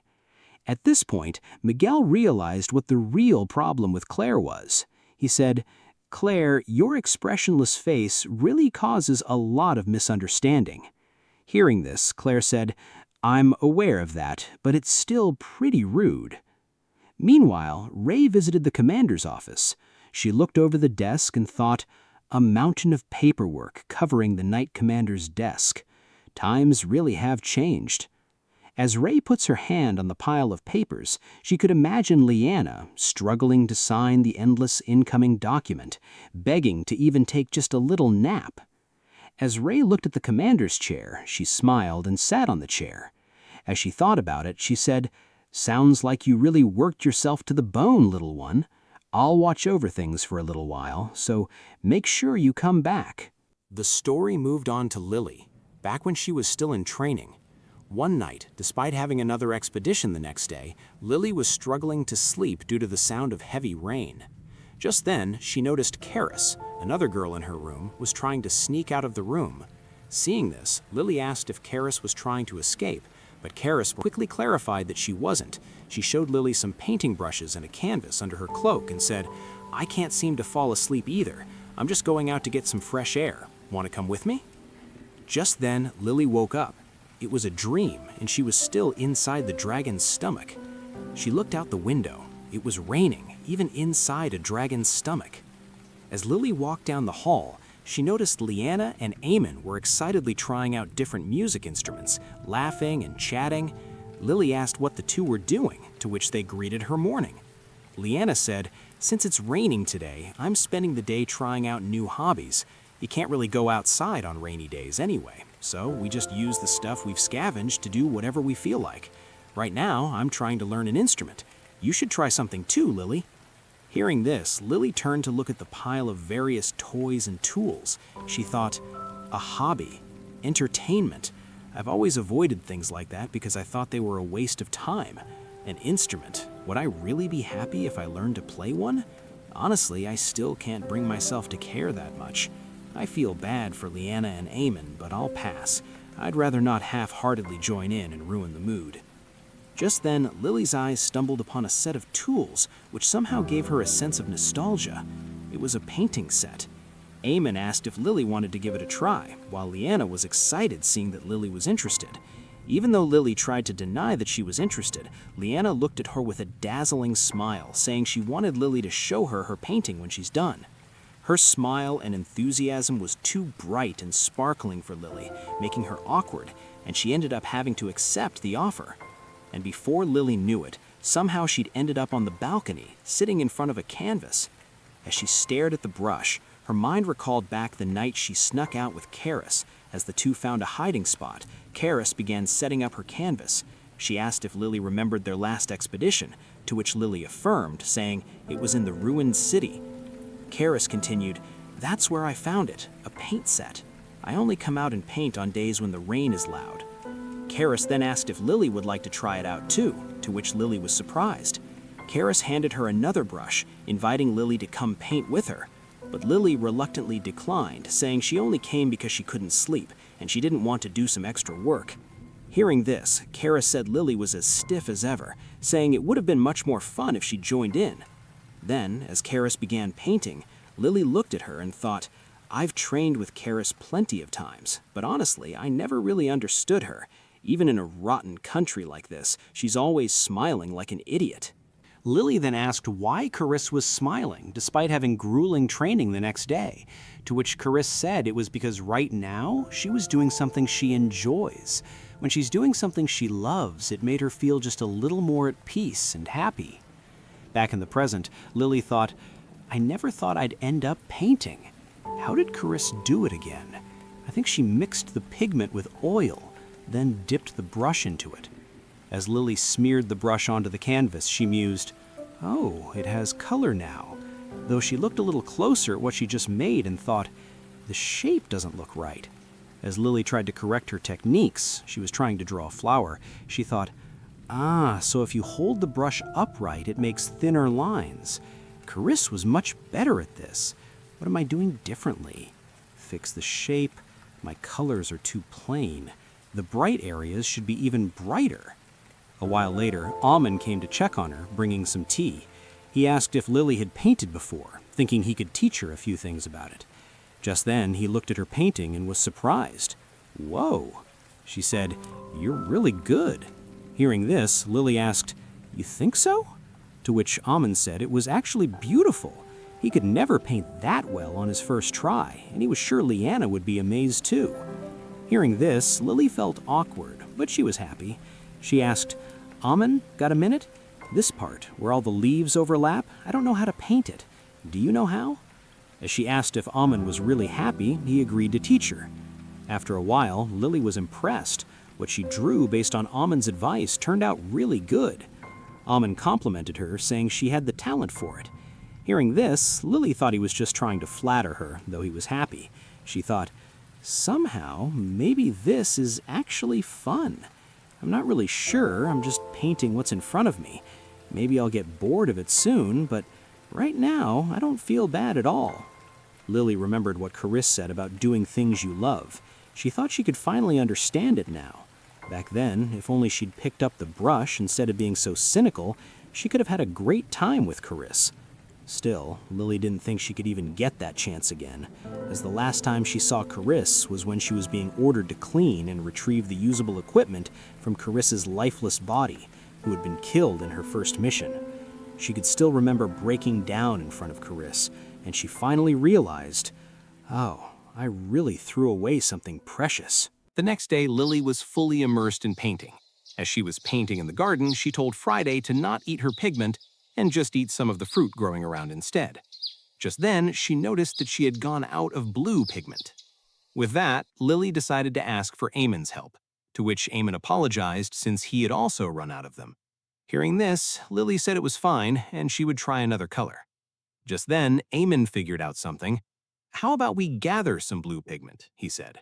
With that, Lily followed Eamon into a cave. She asked if they weren't digging through the junk like usual, to which Eamon said no, since blue is hard to come by in the item pile, because naturally blue stones are pretty rare. It was the hardest color to create. But since they were inside the dragon's stomach, Eamon noted that the stomach walls are blue. Hearing this, Lily asked if they could make pigment by scraping off the blue parts of the wall, to which Eamon said she was exactly right. But since they were there anyway, Eamon figured they should collect the most beautiful blue there was, which was why he led her inside to the cave. And as they arrived, Lily was amazed. Even inside a dragon's stomach, there was a waterfall. But Lily didn't see any blue wall. She asked why they were there, to which Eamon assured her. He then used magic to form a barrier, cover them from the waterfall. He said, "The most beautiful blue is farther inside. Watch your step, there's a ledge, so be careful." Hearing this, Lily was surprised. They were really going inside a waterfall. But as she got through the water, she was amazed. Inside the cave was covered with a beautiful blue crystal. She was speechless. Eamon continued, "Mana that seeped out over countless years must have accumulated and crystallized. The waterfall keeps impurities out, so it's so pure and beautiful, right?" Hearing this, Lily agreed. She had never seen anything like this. Eamon was the same. Even when he was traveling to all sorts of places, he hadn't seen any blue pigment this beautiful. As the two began collecting the crystals, Eamon asked how Lily's painting was going, to which she said she enjoyed it, though she was just copying someone she knew from the past. Hearing this, Eamon asked, "That's good, so you have a friend who likes painting, back in the Duchy of Dal?" To which Lily answered, "Yeah, someone named Carisse. Whenever I couldn't sleep at night, she'd take me outside. Carisse would be in pain beneath a bridge while I just watch and chat with her now and then." Hearing this, Eamon said it seemed like Lily had a wonderful friendship. Though Lily herself was unsure, she said, "Who knows? I don't know how she felt about it. Carisse died on her very first mission. Back then, training was all I ever thought about. Sometimes I wish I'd at least painted together with her, but it's too late now." Still, Lily said, "No, that's not it. I'm not trying to tell some depressing story. I just wanted to thank you, Eamon." Hearing this, Eamon was confused, but Lily continued, "You know, blue was Chris's favorite color. I don't know where I'll end up dying someday, but at least I want to tell her about this place in the afterlife. The most beautiful blue was inside a dragon's stomach. That's a hell of a story to bring back. Thanks for bringing me here, Eamon." Seeing this, Eamon said he was glad he could help. As they walked out of the waterfall, Lily looked at the crystals. Her minds recalled yet another fucking flashback. Oh my god, why are there so many flashbacks? Back then, Carisse was complaining about running out of blue colors. Seeing this, Lily asked if it was that much of a problem, to which Karis scoffed, "Blue is super important, you know. Layering blue makes colors look so much nicer, and there are colors you simply can't make without blue. And more importantly, Lily, blue is my favorite color." Hearing this, Lily asked, "That's it?" But Karis insisted that it was the most important reason. Just seeing your favorite color can make you happy, can't it? She then asked if Lily had a favorite color, to which Lily was confused. She said no. Hearing this, Karis couldn't believe it. She was sure that one day Lily would find her favorite color. She pleaded, "Maybe you'll see a beautiful sky and fall in love with blue. Sometimes it just takes the right moment. It's all about timing, Lily. Your moment will come too, Lily, the moment you fall in love with the color blue." Hearing this, Lily scoffed, "Hang on a second, Karis. Who decided my favorite color would definitely be blue?" To which Karis said she would be happy if she and Lily liked the same color. Back in the present, as Lily tried on the new dragon blue paint, Friday was munching on fruits from afar and noticed her. She was smiling. So this is the blue gathered from a dragon's stomach. Well, it's not bad at all. A couple days later, we saw Lily, who was utterly surprised. She said, "Well, I thought I'd gotten used to living inside the dragon's stomach, but even I wasn't expecting there to be an ocean here." The three of them, along with Friday, had decided to take a trip to the beach. As Eamon noticed they had arrived, he called for Leanna, who was lying inside a tent reading a book. Hearing this, Leanna was surprised. The last time it took them a whole day to walk here, but since Friday was the one to carry them this time, it was really quick. As Lily stepped down to the ocean, she was amazed. There were even fishes swimming there. Just then, Leanna called for Lily, telling her to come and relax with her. Lily turned around to see that Leanna was already buried in sand with a smug look on her face. Lily scoffed that Leanna had already rested plenty the whole time riding, but set that aside, she was more curious about why Leanna buried herself under sand, saying she looked ridiculous. Hearing this, Leanna promised that it felt really good, but Lily was still reluctant. She ended up declining the offer, saying Leanna looked stupid doing that. But to her surprise, Leanna was even more smug about it. She said, "Well, that's what everyone thinks at first." Hearing this, Lily scoffed. "How are you acting so smug while buried in the sand like that?" Just then, Eamon called out to Lily. He said that he also recommended the sand bath, saying it's really beneficial for her body. Hearing this, Lily somehow agreed to him right away, which offended Leanna heavily. She asked, "Why is it that you'll listen so easily when Eamon says it?" After that, as the two girls were taking a sand bath, Lily asked if Leanna was reading in the tent while they were riding, to which Leanna said, "Oh, interested in books? Eamon recommended this one to me. It's about a fairy flying all around the world. The way it describes feeling the wind against your body is wonderful. It makes you feel like you're flying through the sky yourself. It's really exciting." Hearing this, Lily asked if Leanna had ridden flying creatures before, but Leanna said it was different. She wanted to fly with her own body. Just then, Lily asked if she could just ask Eamon if he had a flying spell, and Leanna was completely surprised. She had never thought of that. Seeing this, Lily thought, what an airhead. After bathing, Leanna went to ask if Eamon could cast a spell to make her fly, to which Eamon thought about it for a while. He then said, "Sorry, Leanna, I don't think I can. It's easy enough to channel mana into yourself or solid objects to make them gloat, but doing it to another person or to liquids is much more complicated." But then, Eamon said even though he couldn't send Leanna flying, he could make a delicious drink. Saying that, Eamon handed Leanna and Lily 2 coconut, or kokoru fruit in this world. He said, "It's made from kokoru fruit grown by the sea. Young kokoru fruit is packed with juice. It's delicious when mixed with citrus fruit. You two worked up a sweat in the sand bath, so you need to rehydrate. I chilled it with ice as much as I could. It should be perfect for cooling you down." As Leanna took a sip, she was amazed. "This is a refreshing citrus aroma with a gentle sweetness and a hint of salt. My body is trying to replace all the water I lost. I can't stop myself from taking another sip. Ah, it's soaking into my overheated body." With that, Leanna could not help but complimented Eamon. She said, "Eamon really is amazing. No matter where we go, you always fill me with happiness. Even if I'd met you without your magic, I probably still would have mistaken you for a mage." Hearing that, Eamon was happy. Later that day, as Lily was painting, Leanna asked her if she had seen Eamon, to which Lily said she saw him going for a walk nearby. Leanna was a little worried since it was already getting dark, but Lily assured her, "He's not a kid, he'll be fine. He'll be back before long." Meanwhile, as Eamon was strolling along the beach, he wished he could make a spell that let someone fly. Just then, he noticed something. "What's this?" as he tried to uncover the sand on top of that thing. "You've got to be kidding. I'm not seeing things, am I? What's going on here? There's a magic circle. Why is something like this here? Did it drift here from the settlement? But how could a stone tablet this big?" Just then, the magic circle immediately activated, forcibly draining Eamon's mana, and suddenly, a whole section of the ocean was lifted up, revealing a passage. Eamon was taken aback. The sea, it's rising up. Is the water being controlled by mana? Judging by the pattern on the stone and this phenomenon, even if it's magic, I've never seen anything like this in any country. Just then, Leanna and Lily had rushed to his side. They asked if he was okay. Leanna asked what happened, but Eamon himself was unsure. He touched a stone tablet lying on the ground, and then the sea just carved a path for them. Meanwhile, far away, someone was watching them through a water bubble. They said, "Activating that stone tablet would require an enormous amount of magical power. I figured an elf would be the one to arrive, but it's just an ordinary human." Disappointed? No, quite the opposite.